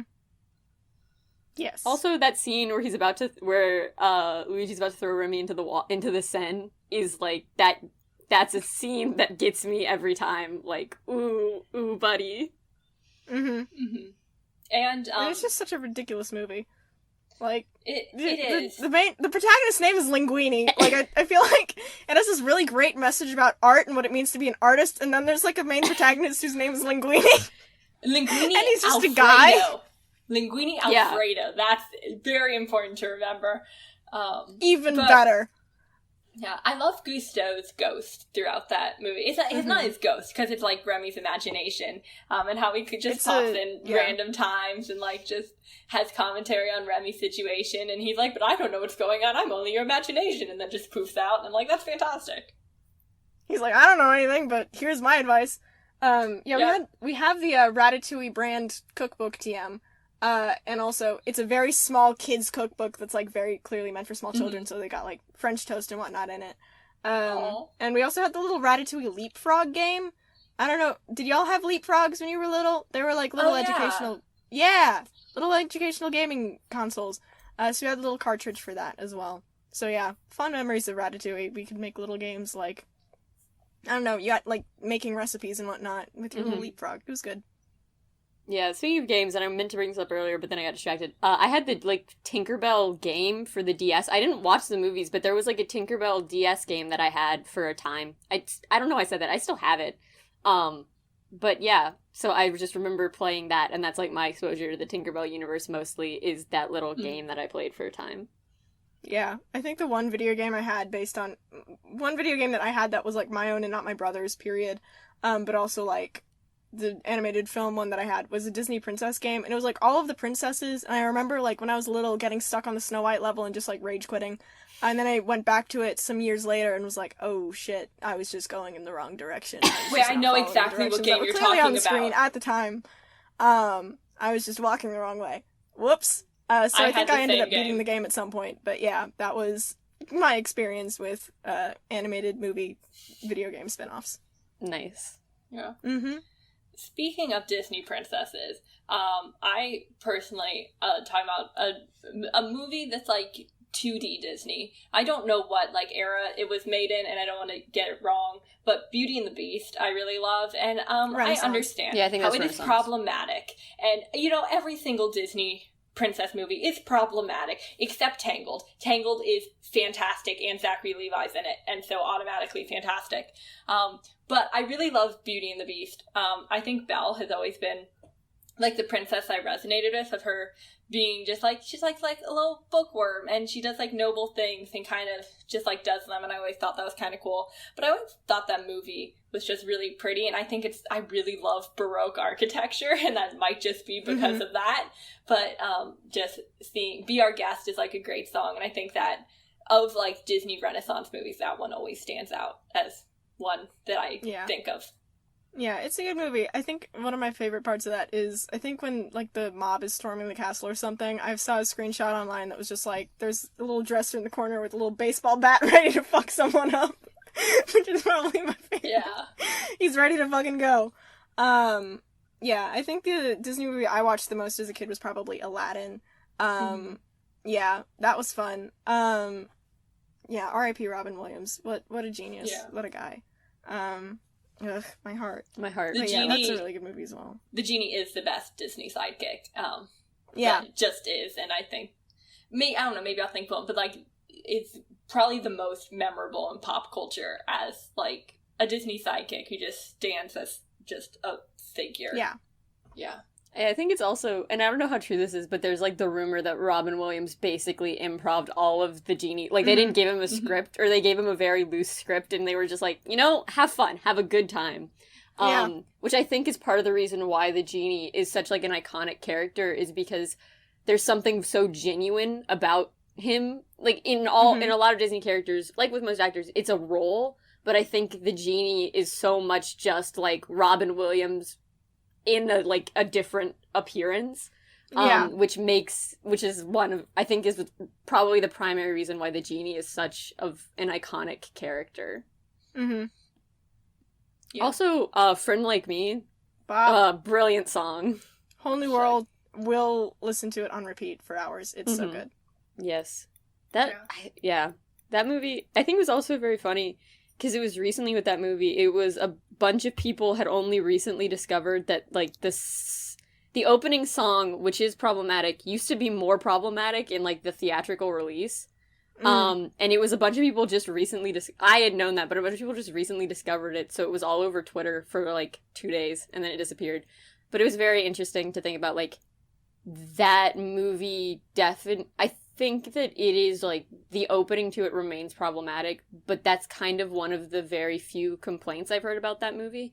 And I'm sure that there are other complaints, but it's, like, it is nice to have a Disney movie that has most of its complaints, like, centered on one thing instead of just, like, generally around, because a lot of Disney movies, like, the problematic things are scattered throughout. And I think Aladdin's unique in that it's kind of all isolated into one area of the film. Yeah. I will also say one of my favorite Star Kid musicals, based off of an animated movie, is Twisted, which is based off of Aladdin, and it's just so fucking great. It's very funny. And it's very, like, in Disney/Pixar tradition, very, like, self-referential. Like, the kingdom that, like, Ahmed, the guy that Jasmine sicks the tiger on, is from the kingdom of Pixar. And he has a whole musical number. Probably one of my favorite quotes is just like, he's like, why is there blood on my ass cheeks? It's great. So yeah, watch Twisted if you haven't. It's very fun. It's like they do Wicked but with Aladdin for Jafar. It's great. And they're very clear about the fact that they're doing Wicked but for Jafar, because, like, the opening shot of the musical, Jafar's holding the book Wicked. He references it. He's like, they think she's responsible for all the kingdom's problems, but she's just green. Also, the opening number to Twisted is great, because it's like, it's a reference on, like, kind of the weird message that Disney has about, like, if you just believe in yourself, it'll happen. But also it just opens up, doing a little bit of a parody of the opening number from Beauty and the Beast, but instead of saying bonjour, all the villagers just go, fuck you! Repeatedly. It's great. I've never seen the musical you're talking about, which I'm about to say Wicked. It's Twisted, right? Yes. Okay, I almost said Wicked. I was like, no, I know what Wicked is. But from the movie, Jafar has always been a villain. I really like it. I don't know why. He is kind of not a memorable villain. He sings no song except some, like, stupid reprise. But, like, come on, that doesn't count as a villain song. And he's just kind of there. But I always thought he was really funny. And I just can't articulate why, but I always was just like, you're cool. No, he's absolutely terrible. Are you projecting terrible. Iago onto Jafar? No, I'm talking about Jafar. Like, I remember Iago. Because Iago said random things at random times, and then I was a kid and I thought that was funny. But I think, like, Jafar's just, like, monotone, just kind of, like, drawing out of everything he said, and it just always caught my attention, because everyone's, like, so animated, and he's just standing here. It was just, He's, like, the most deadpan of all the Disney villains. He's just, like... Yeah, and the Sultan does kind of read as a little incompetent, so I can understand why he's constantly frustrated by him. He's like, why the fuck do we have a hereditary monarchy? This is bullshit. Yeah. It's a really funny movie. I was gonna say, branching away from even American animation, my favorite film of all time is an animated movie, but it's from Studio Ghibli, because if Americans stop talking about American animation, they're gonna start talking about Studio Ghibli. But I really love Spirited Away. I think I saw it for the first time in my middle school art class. Not because we were, like, studying it, just because my teacher was like, we're watching this movie today, and my whole class kind of just agreed and went along with it. But it is, I think, one of the things that's really interesting about Studio Ghibli movies, which I only noticed after watching My Neighbor Totoro, which I think is probably the most blatant example of this, is that unlike a lot of American films and American movies where it's, like, kind of one continuous story, a lot of Studio Ghibli feels like vignettes, kind of, like, instead of one overarching story, you have a bunch of, like, smaller vignettes that do have a through line, but kind of have their own, like, arcs within them. And I think that that's a really cool thing to watch, and it just makes the whole of, it makes the movie very interesting and very different from American movies. And then also Spirited Away I really appreciate because each of the character designs is so completely unique from, like, every other character design, which means that even, like, the background characters and the spirits, they're all, like, very distinct, and very, like, it's clear a lot of thought was put into their animation, which just makes for this overall, like, very visually stunning movie that is so much fun every time I watch it. Yeah. Very cool. Studio Ghibli films, if you've never seen a Studio Ghibli film, I suggest you watch one, because, like, they have a lot of really iconic films, and they're all like very well animated and like very good examples of quality 2D animation. Yeah, alright, I gotta step away for a minute to go do something, but y'all can vamp, right? Yeah, bye. Yeah. Okay, sure. Cool, talk about something interesting, bye. Okay, cool. We're alone. No Caroline supervision. Nope. Talking about, just to mention another part of a movie that, like, gets the end of Toy Story 3. I think is a really good example of how you can use animation in a very good way. What? That's the incinerator, right? Not referring to that one, referring to the very last shot of it, when all the toys are sitting on the porch of Bonnie's house and they're waving goodbye to Andy, and they say, and Woody goes, "So long, partner," and the studio starts sobbing. But then, not that part, it pans up to the sky, and the sky is filled with the clouds from Andy's room. And that breaks me, because that is the best extended metaphor I've ever seen, because, like, as a child, like, his room was, like, his world, and so through there, but now that the clouds are in the sky, it's like a big metaphor. He's going to college, and the whole world is now like his room, and that breaks me every time, and people don't understand my love for that one choice, and I really think whoever decided was like, let's put the Andy's room clouds in the sky, should win $1 million for making me sob. Yeah, I don't think I appreciate the Toy Story franchise as much as I should, but I think knowing that the first Toy Story movie was, like, the first completely CGI 3D animated film, and then, because I think if you look at that movie, you can't tell that this was completely uncharted territory, because it's such, like, a clean, well-done film, and the animation... Because a lot of times I think if you're looking at the first example of something, it looks kind of janky and kind of messed up. Yeah, sometimes it's painful to come from, like, the future and look back, and you're like, I know I should be appreciating this because it was the first, but it's painful. Yeah. But I think I've never experienced that with Toy Story, because it's such, like, except for Sid, who is animated, I think he's intentionally animated like that. I don't think they accidentally made a character look like that, but Sid, like, even now I look at him and I'm just creeped out, because he's animated in such, like, a creepy, weird way. But everything else about that movie is so clean and so well done. And then Toy Story 2, a movie I don't think gets as much love as it should, is such a good movie. Like, I love Toy Story 2, and I especially love the amount of, like, the aliens played such a big role in Toy Story 2, and I love that. I love that they were like, a kind of throwaway side character from the original movie, the aliens. You know who we're gonna make kind of really integral? The aliens. We're gonna go hard. What the fuck did I just walk into? Toy Story. You know how in Toy Story 2, the aliens, like, play a really big role in the climax, despite being kind of throwaway joke characters up to that point? And in Toy Story 3, they just, like, keep coming back.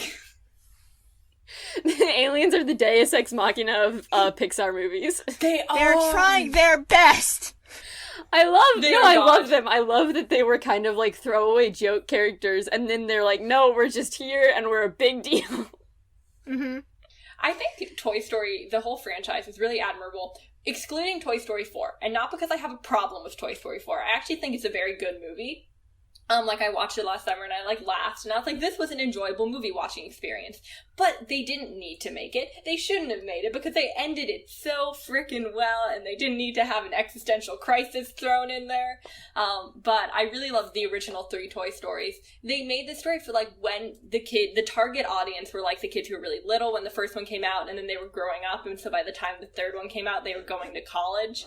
And being able, I think, the third one just breaks me, and I haven't gone away to college yet, but just imagining growing up with these and seeing that in the theater as you're getting ready to go to college, that, I think, is such an impactful thing to do.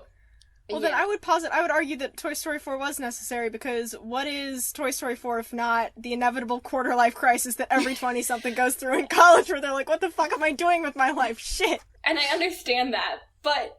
I understand that, but Toy Story 3 was it? But Toy Story 4 was a joke for forever. People were like, they're gonna make a Toy Story 4 eventually, ha ha ha, and then they made it. Isn't there gonna be a 5th one coming out at some point? Yes, probably. They are making a 5th one. It's gonna be the midlife crisis. What? Nobody's gonna get a Ferrari. I also think it's true that I think with Toy Story 4, kind of in reference to the original 3 Toy Stories were kind of made for the same group of, the same overarching group of people, is that, I think with Toy Story 4 and with passing the toys on to a much younger character, it's clear that they're, restarting the franchise in a way. I think that they're trying to be, now we're making it marketable to this new group of kids. And so I think that that's probably, I think you can probably separate, the Toy Stories into something that was made for people a little bit older than us, but close enough that we are in the generation of people who grew up with that era of Toy Story, and now they're making a new era of Toy Story. But I was gonna say, I kind of have similar feelings about Necessity with How to Train Your Dragon 3. It's a really beautiful movie, and I appreciate it, but I think it is Hiccup's arc is kind of done by 1 and 2. Because you see, all of the things that he had issues with in 1 are resolved by the end of 2. He's become confident in himself, and himself as a leader specifically, and that's kind of all the character issues that they bring up in the first movie and get resolved over those 2 movies. And then the third one, it's this is a cool story, but it doesn't really, it doesn't feel as connected as the first 2 feel. Because the first 2 really do feel like the same story, even if they take place 5 years apart. But the third one is, kind of completely separate off on its own.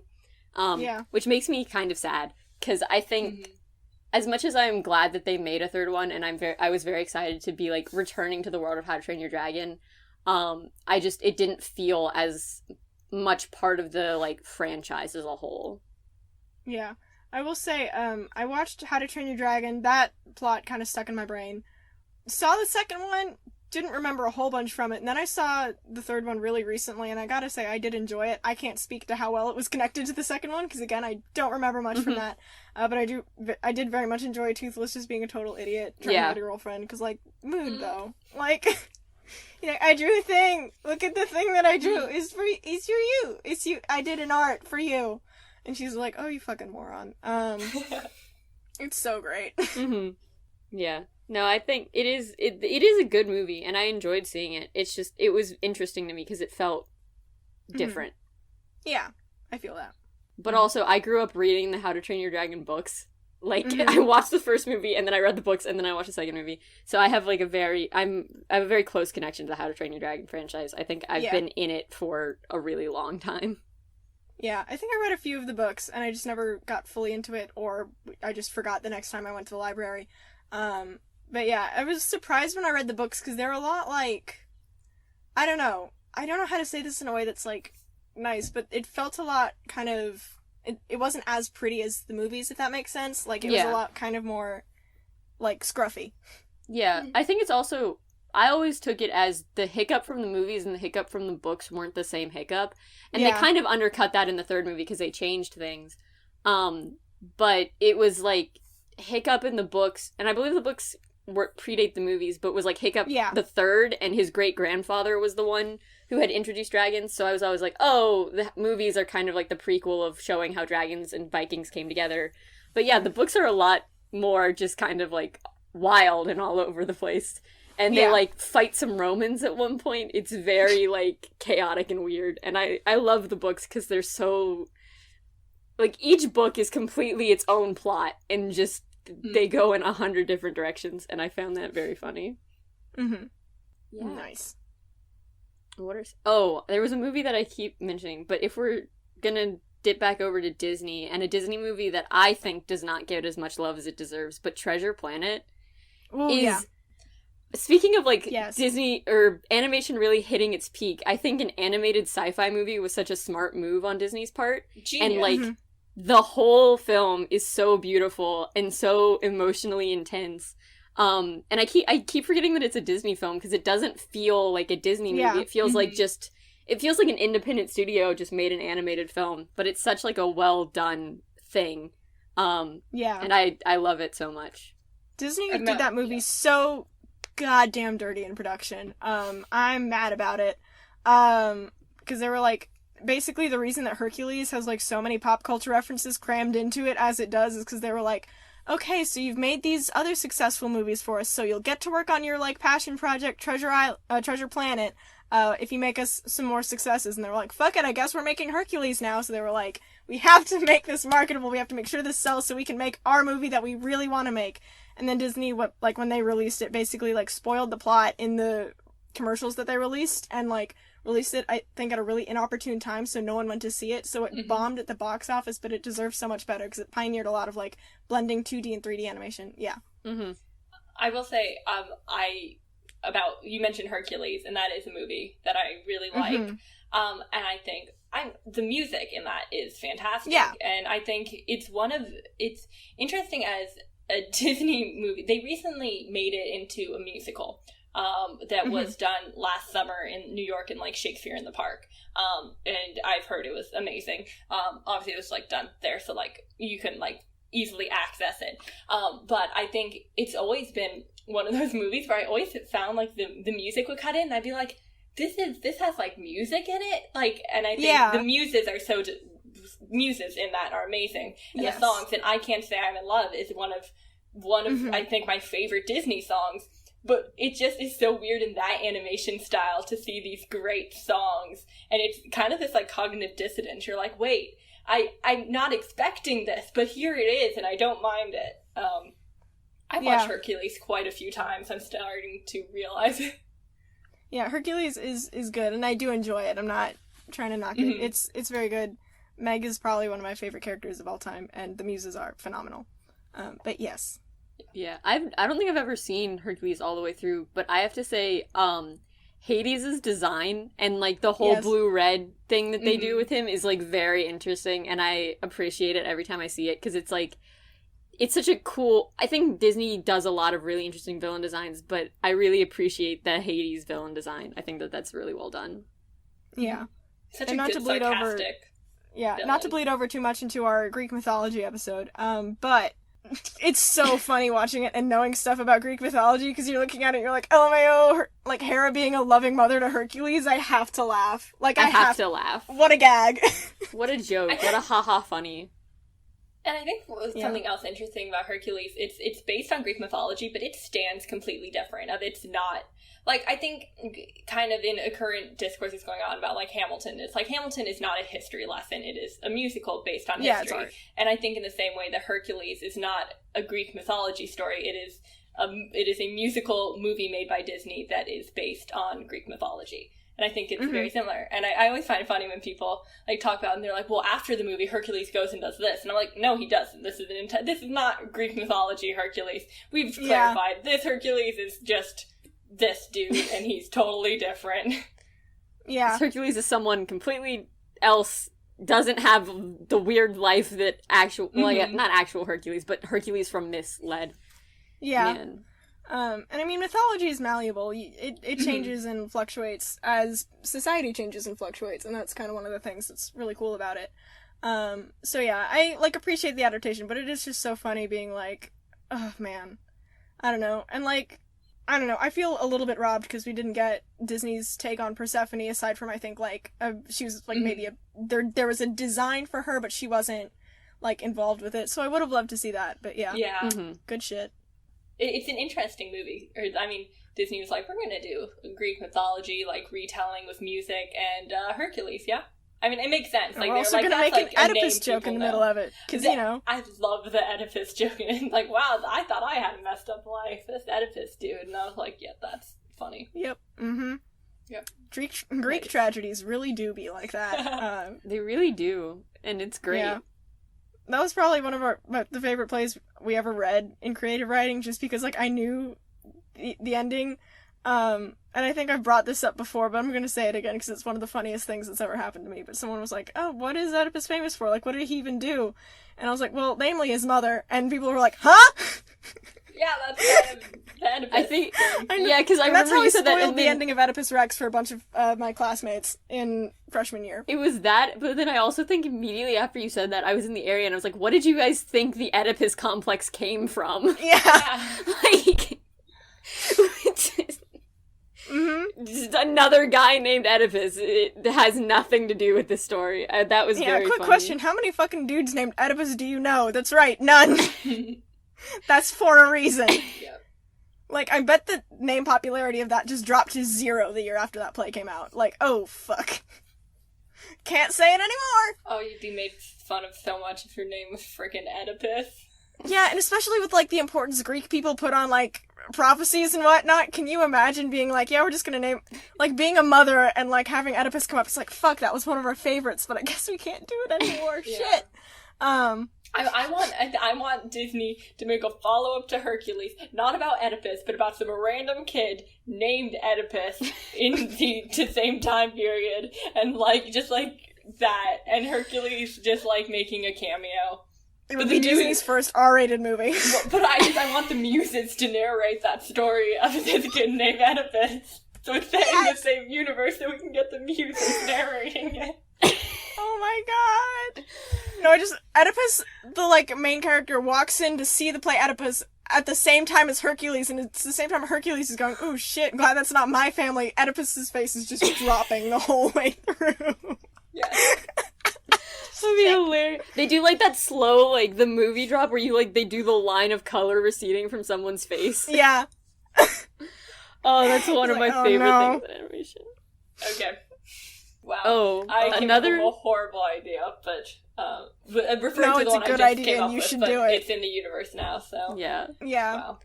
Another Oh my god. great made-for-TV animated movie is the Phineas and Ferb movie. That movie has a special place in my heart. The Across the Second Dimension. Because again, the only thing that's different between the two universes is that in one, Doof is incompetent, and in the other, Doof is competent, and that's it. And it makes a completely different universe. And I think that it's just a really funny, well-made movie that I enjoyed so much as a kid, and I enjoyed the last time I saw it, which was more recently than that. But yeah. I think that I generally don't really like alternate universe movies. I think that a lot of times they're done in ways that it's just like, well, this is kind of like a cop-out. But I really appreciate that one, and I really appreciate Into the Spider-Verse, because I think that they do very funny things with the concept of alternate universes. Yeah, Phineas and Ferb in general is just a great show. Like, the songs from that, I will still bop to. I have the, like, Phineas and Ferb, like, Volume 1 album on my phone. It's very good. You frussin'? No. No. Oh, This no. happens sometimes. Oh, well. I see. Well, the podcast people will know what I'm talking about, because I haven't frozen on the recording. So. Yes. You know, it'll be overlaid you talking, and then beneath it, Shelby and I discussing the fact that you're frozen. Yeah. Oh, it's gonna be great. It's gonna be so super fun. Fun So things much about fun. doing Skype call. It's a Yeah. behind-the-scenes look at the production of our podcast. In case you guys forgot that this is done on Skype, you know, we live to remind you of that. Yeah. Yeah. Mm-hmm. I'm trying to think of other animated films. Go ahead. Just another anime film that I really love is it's the Pixar. It's Inside Out. Inside Out makes me ugly cry, and just like multiple times. Yeah. And there's a part Bing Bong makes me cry. But when they realize the importance of sadness, I'm gone. Like, just, I was on an airplane watching it once, and my mom looked over, was like, are you okay? And I was like, no, just tears. And I think that's a very beautiful movie. And I think I think it's a really important, like, message for kids to see of, like, you don't have to be happy all the time, and there's time for being sadness, and there's time to be anxious, and there's time to be upset. And I think that it's just done, and I remember going to see it thinking, oh, this is going to be, like, a fun movie, and I was like, oh my god, this is not, it's a fun movie, but there's how creative it was to have these emotions by these different people, and just sadness, I think. I feel like saying sadness is a character I resonate with sounds very sad, but just her, like, when she just gets to be with, like, the rest of them, and it's like, oh, it's okay to be a little bit sad sometimes. I think just, oh my god. Also, I love thinking, like, what is one of the little emotions running my brain, and it's definitely fear. Like, there's no way it's not fear running my brain. But that movie just kind of mind-blowing way to think about life, because now I think of my brain being run by 5 little cute people who represent different feelings. That would be an awesome way to do a Brendan question. I'm gonna make a note of that. I don't know which one would be running my brain. I don't think there's an ADHD emotion. Yeah, I don't know. Whichever one would, like, be the most likely for someone to point to and go, oh, you fucker. You know, in a Pixar movie. Yeah. In that very appropriate way of, cursing each other out. Yeah. I don't know. I think another animated film that I saw, I was definitely not the target audience, but when it came out, I dragged my grandfather to see it, is when they did the animated Winnie the Pooh a couple years ago. Before Christopher Robin, but there was that animated Winnie the Pooh that came out. Yes! And it was, like, again, it was a movie that was very clearly, like, an homage to something, but it was an homage to, like, the artwork in storybooks. And I've loved Winnie the Pooh since I was very small, but I saw that movie and I was like, wow, this is my childhood in a movie, and I love it so much. Oh my god. Yeah, we had all the Winnie the Pooh movies from, like, the first one up to, like, the very recent ones, like the Heffalump one. It was so good. We watched them on repeat. I love Winnie the Pooh. That movie that you're referring to, Eli, me and my mom quote it to each other on a regular basis, especially the, like, I cannot not, who's there? And then Piglet being, I cannot not, but I can tie a bow. And they're all stuck in a pit, and I had the CD of that. I know every single song by heart from that movie. It was a huge influence on my childhood thinking of that movie. And I don't think it's talked about enough, really. I think a lot of these movies we say aren't talked about enough, but definitely are somewhat talked about. No one talks about that movie, and I don't understand why they don't. Yeah. Just to clarify, so when did this animated Winnie the Pooh movie come out? Because I feel like I know of a different one. I want to say, like, 2011?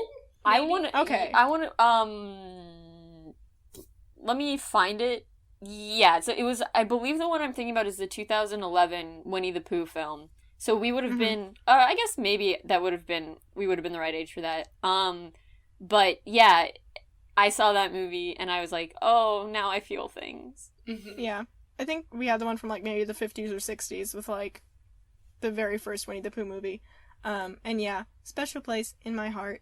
And it is such an homage to, like, storybooks, and when they use the letters as part of the story, and the narrator, like, talks with Pooh while he's walking around, and letters fall on their heads, and there's something really magical about that, and, like, it's just really magical. Like, I want to live in a storybook. Yeah. We should all get together and watch the Winnie the Pooh movies. I think we might still have a few of those DVDs kicking around, hopefully. I think I definitely still have the VHS tapes of the Tigger movie and Winnie the Pooh's Grand Adventure. Like, those two movies, because I watched them religiously as a kid. And I definitely have the 2011 one on DVD, so it's going to be a party, y'all. Yes. A bunch of high school seniors watching Winnie the Pooh. Yes. That's my brother, I think, was a lot more into it than I was, so he had the little, like, stuffed animal of Pooh, and then I had the stuffed animal of Tigger, which is appropriate, again, because I feel like Tigger is the one that is coded the most as, like, socially awkward kid with ADHD. Admittedly in a very different expression than what I've got, but I think it was just nice that we kind of predicted it in that way. So yeah. I mean, I've had this, Piglet, which is a little Eeyore, since I was... Literally, I've had him since I was born, like, all 17 years. Delicious! Yeah, Eeyore's always been my favorite character, and I think, again, it's like that is most socially coded as someone who struggles with sadness and struggles with depression. And I think it was the thing that I love the most about Eeyore is consistently used in the stories as a way to be like teaching kids that sometimes people need comfort in non-traditional methods, and that it's okay to not seek like the same type of comfort as your friends.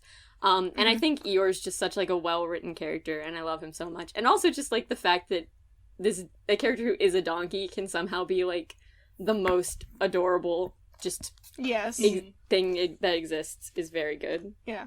I feel like a character that we don't talk about often enough is Kanga, though. Like, she's just fully a single mom living in the 100-Acre Forest. Like, that's so good. Yeah. Like, what queen shit. And I was recently rereading some of the old, like, actual storybooks, because we have a little collection of... It's like chapters, but they're in their own teeny tiny little storybooks. And it's when they first meet Tigger, and he's going around trying to figure out what Tiggers like to eat.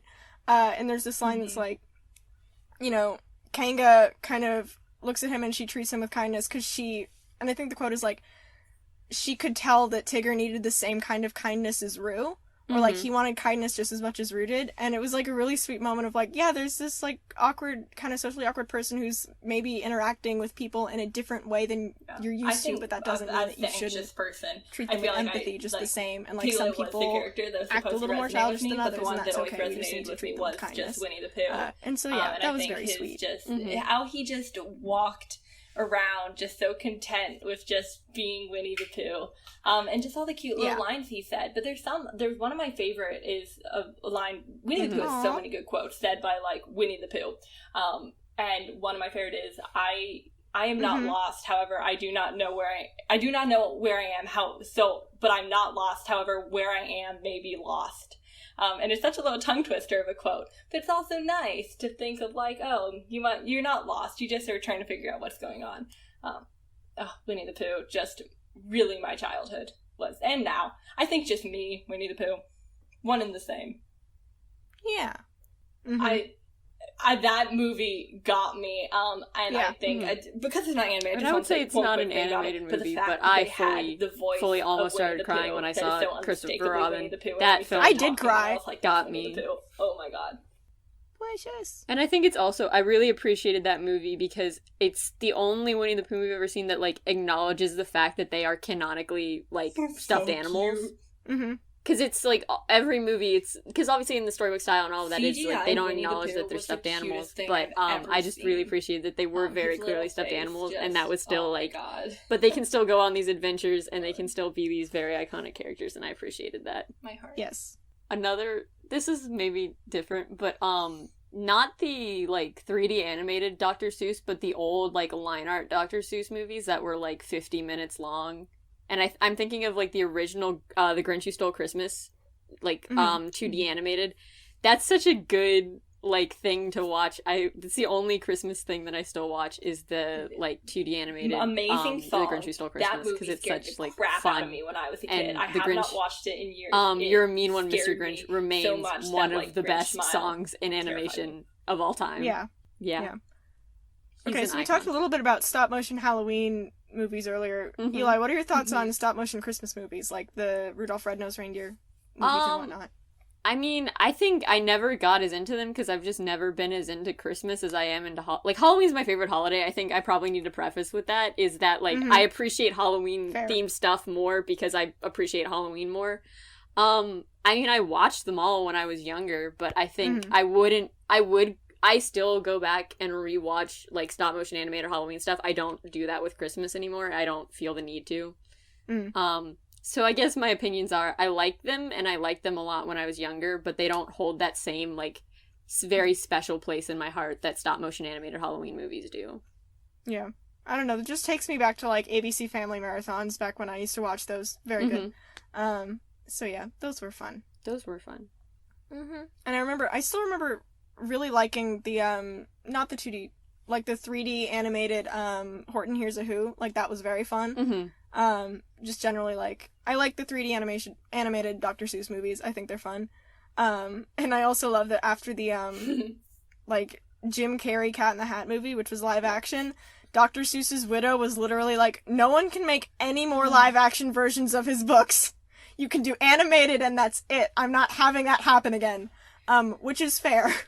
Yeah. I would say that the live-action Grinch movie is like, it's not a good movie, but I have a similar relation to it that I do with Troll 2, where it's like, it's objectively bad, but subjectively I just have such a good time watching it because they fully leaned into like the feral side of the Grinch, which I really appreciate. Some people. I don't know if that's true though. Yeah, they did with Benedict Cumberbatch. With Benedict Cumberbatch. I don't like animated. That one as much.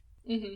I mean, I've only seen it once, and I was also not paying super close attention. I don't remember it being religious. It's just like, the Grinch is funny because he's a bastard, because he's like a rude person who is rude. And they kind of really toned that down with this Grinch. It's like, he's not scary, he's not literally mean. Like, what's it, if like the live action Grinch went way into feral, this one went in completely the like, opposite direction, and I think it lost kind of the core of the Grinch in that way. What's it like? Just like a little sauteed portobello sandwich. That's not the Grinch. He has freaking arsenic sauce on him. Yes. Correct. He would actually kill you if you met in an alleyway late at night. Mm-hmm. I can't follow if anything was going to be witty or clever. I just leave everyone with that image. I can't add anything to that other than yes. Correct. You just win. You won, Caroline. Good, I win the episode of Hey Nerd. The 10th episode, I've finally done it. I've finally defeated so many Eli. animated movies that you just don't think of. Yeah. Like, there's so many. Revel in your victory, my friend. It's I insane, really, just how many I just gonna never get brought up. Really thought about. Like, I hadn't thought about that Winnie the Pooh movie until Eli just brought it up, and now I just can't stop thinking about it. Yeah. Wow. Yeah. Mm-hmm. Because they're just so ubiquitous, and just, like, despite having all of this work put into them, I would argue probably more work than a lot of live-action movies do, because you have, like, not only voiceover, but, like, obviously animation to do. Mm-hmm. But they're so ubiquitous throughout, like, I think a lot of people's childhoods, and have been since, like, Rubber Hose. And, yeah, it's just, like, you just completely forget about these things until you see it, like, years later, and then suddenly something's unearthed. Yeah, I think it's also true that, like, animated movies kind of, they get a bad rap because animated movies are inherently like assumed to be for children. I think like live action movies, they get off easier because you have live action and it's like, oh, this is something that kids can have live action movies and adults can have live action movies. And I think that's one of the reasons why you see animation kind of get shafted to the side a lot, is because it is like, it's assumed to have a very specific target demographic even when it doesn't.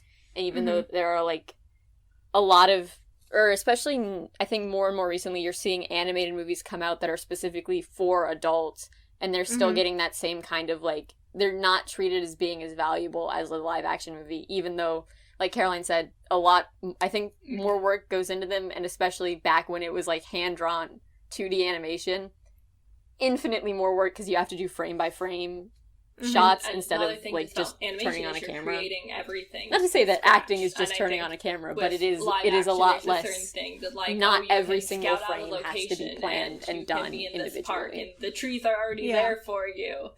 Yeah, and in animation, you got to decide where are you placing the tree in the background, and is it going to be a little bit more to the left, and how is that going to impact how this shot? Like, there are so many things to think about. There's so many people who work on an animated film, and it's when you just watch the credits of an animated film and it just keeps going and all these people at all these roles.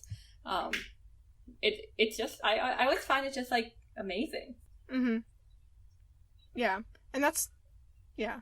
And I will argue, I think, like, having animated films kind of in, like, this kind of realm of, like, being for kids, with, like, a few major exceptions, the only, like, big, like, this is for adults, no kids allowed, like, animated movie I can really think of is, like, Sausage Party, and I remember that was, like, not the best movie ever anyway. But I think, like, having animated movies be in kind of this realm of, like, being for kids, it also allows for people who do like animated movies, who are, like, out of that demographic, really do earnestly love them, and there is kind of a place for that kind of earnest enthusiasm that I think maybe isn't present for a lot of other movies. I totally agree with that. Like, I would much rather talk to, like, a guy who's, like, super into, like, Winnie the Pooh than I would talk to a guy who's, like, super into The Godfather, you know? Like, like, that kind of love of just, the love of labors of love is something that I think is really precious and valuable, and I don't think, like, gets enough credit, so yeah. Adults who like animation, you're not weird, you're just, wholesome. Yeah. I was thinking also, there's, like, I don't know what it's called, but it won the Academy Award. It was, like, someone did an animated, like, biopic of Picasso, which was really, like, was apparently really good, and was either up for an award or won it. I think it was another movie that, like, you didn't hear about because it was an animated film, but it was apparently, oh no, not ESET. It was apparently, like, a very good film. And so I think it's, like, there's a lot of unpioneered land in animation for, like, telling stories like The Godfather, but doing it in animation, because I think you can, even in things like, that are very... I really love in live action like, movies, would work in live action, there's always something new you can explore like within animation, which I think is really little interesting. Portion of it. The one I'm thinking of is in Harry Potter and the Deathly Hallows Part 1, when they tell the story of three brothers in the really beautiful animation. And I think that's also... I think it's territory maybe more movies are becoming more comfortable with doing little things like that. And I think that kind of cross-genreing with animated and live action going together is something that is just so cool and can be explored so much more.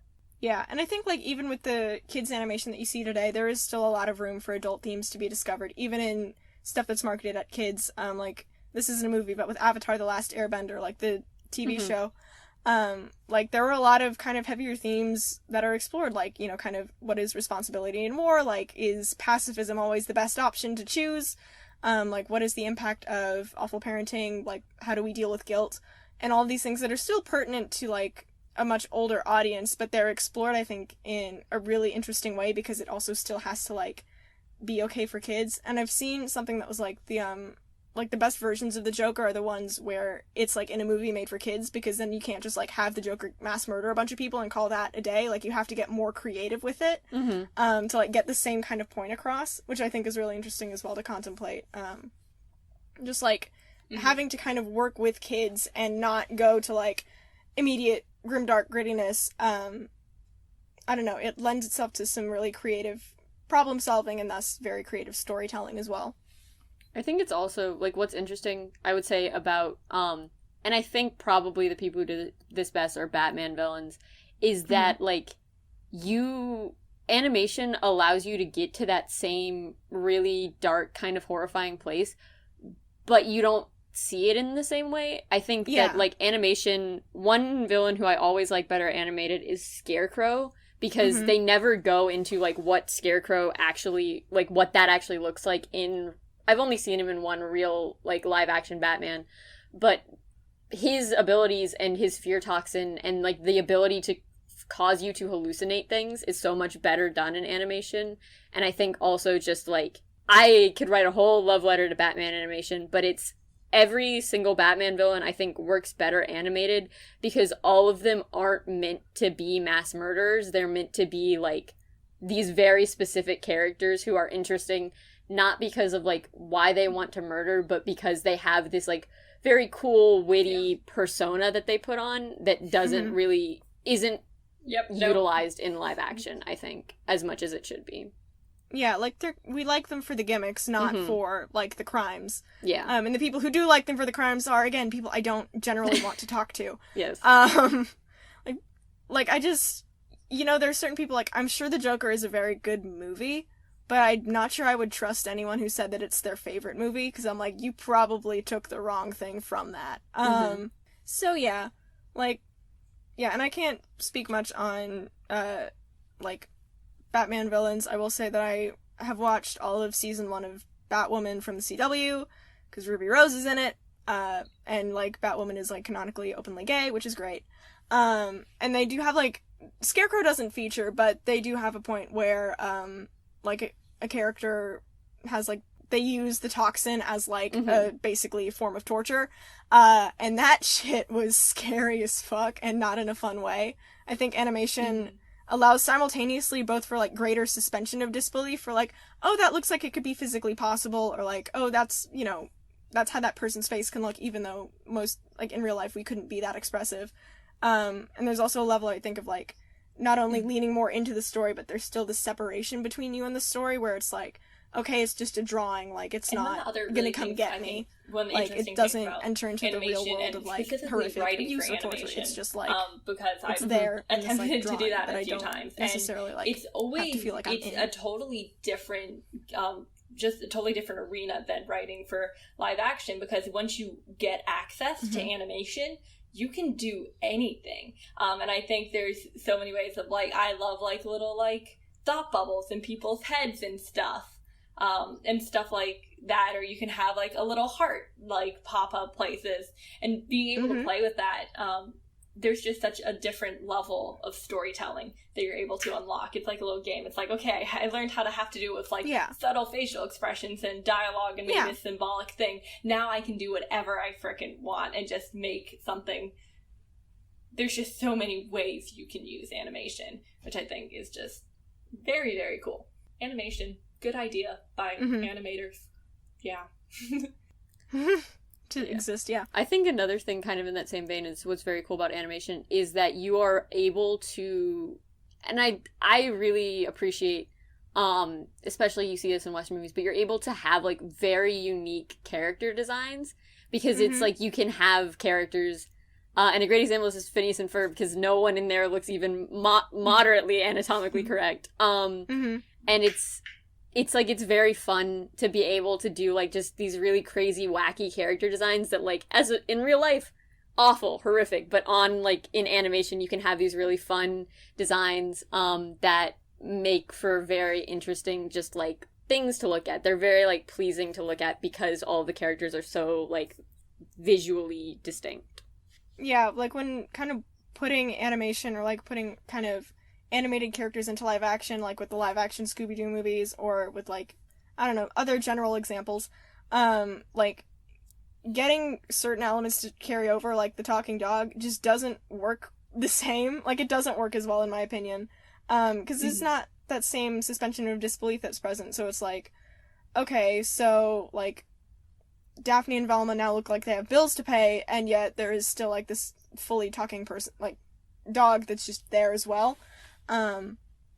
So yeah, I think, like, the tendency to, like, oh, live action reboots are immediately better is, like, no, like, there's just some stuff that works much better, like, drawn or, like, kind of sculpted, than it does in real life.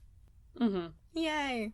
I mean, my problem with live action reboots is that so many of them are such obvious cash grabs that it's like, I think that was my problem when Disney started its string of these live action remakes, including The Lion King, which Shelby and I have made fun of on multiple occasions. But it's you're not, I think so rarely does a live action reboot add anything to the story, and it's, like, so clearly just something to get those songs back out there and get parents to bring their kids to the movies, and then it's not fun because you're not doing anything new. Well as the animated movie, and I think it can do well on the stage, but I don't think it can be done, because I think on the stage, in a similar way to animated films, there's this suspension of disbelief of, like, if people come on screen, on a stage with, like, a puppet, you're like, I'm gonna believe that's a dragon, or something. But, like, in a live action film, you don't do that. We're not trained. I said we're just not trained to do that. Live action, we're assuming to see the dragon, and just, I don't think a live action Hercules sounds fun, because we don't get the muses as statue heads in I Won't Say I'm in Love, or them, like, on, like, the Grecian urns and all that. And I think Hercules is really one of those Disney movies for me that I always thought could only work in 2D animation. I didn't even think it could work in 3D animation. It's like, The Emperor's New Groove for me is another one. They have, that is the medium they have to be in. And I'm like, why are we taking it out? And just that when learning about the Hercules one, the other ones I expected, but I really didn't expect them to do Hercules live action. It seemed kind of random and a little bit heartbreaking. I think it's also because Hercules, like you said, it's so... I think some Disney movies aren't super dependent on their art style. I would say, like, Snow White, for example, I don't think is super dependent on its art style. Like, it is just something that happened to be animated. But, like, Hercules is so dependent on its art style that to take it out of that, I think you lose something of the movie. And I would say, like, another movie that I think you could never do a real-life version of is Bambi. Like, if they ever did a real-life version, I'd be like, no, it's not, you can't, because it's like, that has to be an animated film. One, because it would be infinitely more horrific if it was real animals, but then also because it's like, it is so... The thing that keeps it from just being something that's very sad is the fact that it's animated and that you see it through this kind of, like, very thin veneer, but a veneer that keeps it so that it doesn't hit something that's, like, too dark or too gory. Yeah, I think the one thing we have to thank Tom Hooper for after his 2019 fiasco is that I don't think Disney's ever going to try to make an Aristocats live-action version. I don't think that's a possibility. I don't think Disney would look at how well Cats did and be like, yeah, you know what, we're gonna leave this one the fuck alone.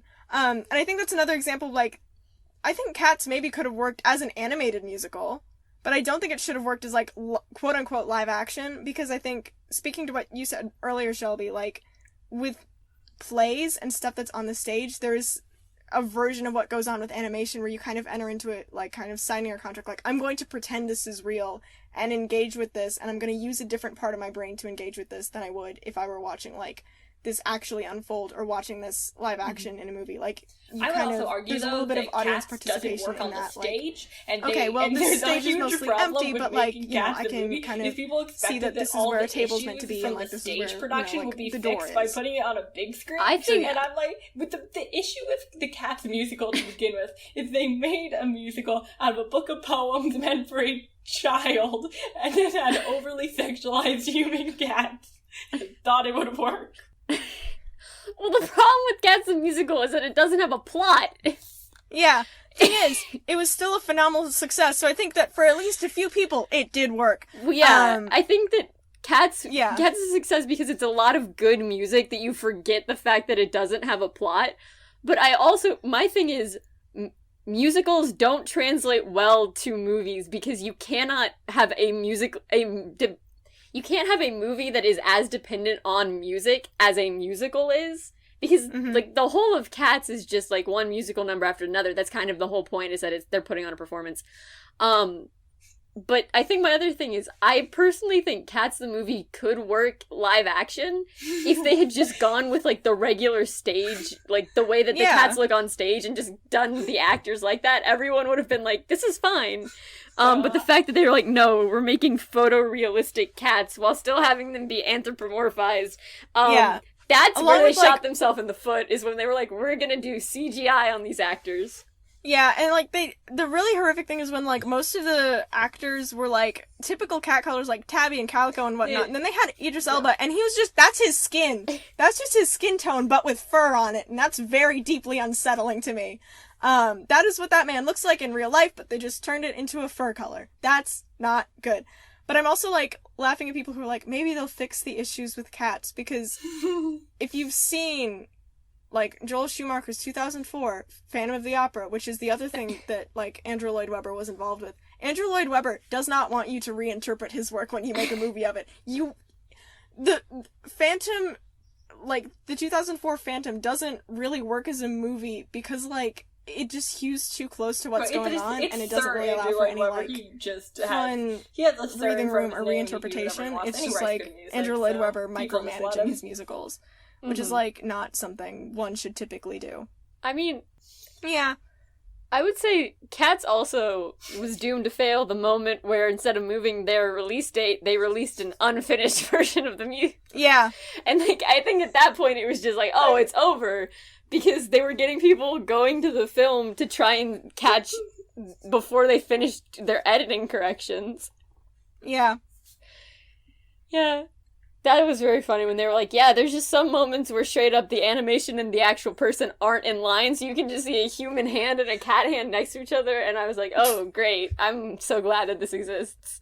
Yeah, and, like, from what I can tell, like, people who were fans of the musical Cats went to see the movie and kind of got what they expected, and then people who hadn't had any experience with Cats beforehand went to see it and were completely horrified, and it's like, no, that's just what happens. I mean, like, it also started the phenomenon of a bunch of people getting really high and then going and watching it, which I think is, like, the proper way to consume that movie. Yeah. So, I would argue that's a medically inadvisable way to consume that movie. That's the thing. Why? Like, I don't think you should Why? take anything that's I'm like literally for remotely the, mind altering. Yeah, Well, I think caps is the drug on its own. yeah. Why? Yeah. Yeah, I think we'll leave off with that. Yeah. We'll close Fuck you, Tom Hooper. this week with why. Okay, I will very quickly do just a short version of our outro because we're at 2 hours. Links in the description to the timestamp document that's always there. We will have our... Oh, thank you to sawsquarenoise for Tower Defense Editing, which is our outro. We are available on most of the places where podcasts are distributed, including Spotify, Apple Podcast, and Google Podcast. And anyone who wants to sponsor us, please, our email is heynerdpodcast@gmail.com. Send us an email, Blue Apron, HelloFresh, ExpressVPN, anyone, small businesses, large businesses, DreamWorks Studio. And if you, our listeners, want to tell us anything, just in general, just want to give us some information, we welcome any email that's not from Anchor FM because that's the only person who really wants to get in contact with us, apparently. Yeah. So yeah, again, like, listeners, send us an email, share the podcast, tell your friends, leave a good review on iTunes, please. Or leave a bad review, I guess. Twitter, I can't really control the Twitter, quality I of said review, but post leave a review so that stuff. iTunes knows we exist. And that's Shelby, do you want to link any of your 14. socials in the description, I or believe. do you wish to remain anonymous? Yay. Okay. Oh my god. Alright. Shelby's So you can go Shelby follow Edison's Shelby Twitter for- will be in that the I'm able to description. Make for a appearance quality and, content. Thank you guys so much for having So me. yeah, this concludes our 10th episode and the second episode of Auguest. All So, yeah, thank Yeah. you for being here. We'll link Yes. everything in Maybe. the description along with the timestamp doc. So, All right. alright, time for outro proper. Yes. 3, 3, 2, 2, 1. 1. Bye, Bye, nerd. nerd. All right, hit ending Maybe. now.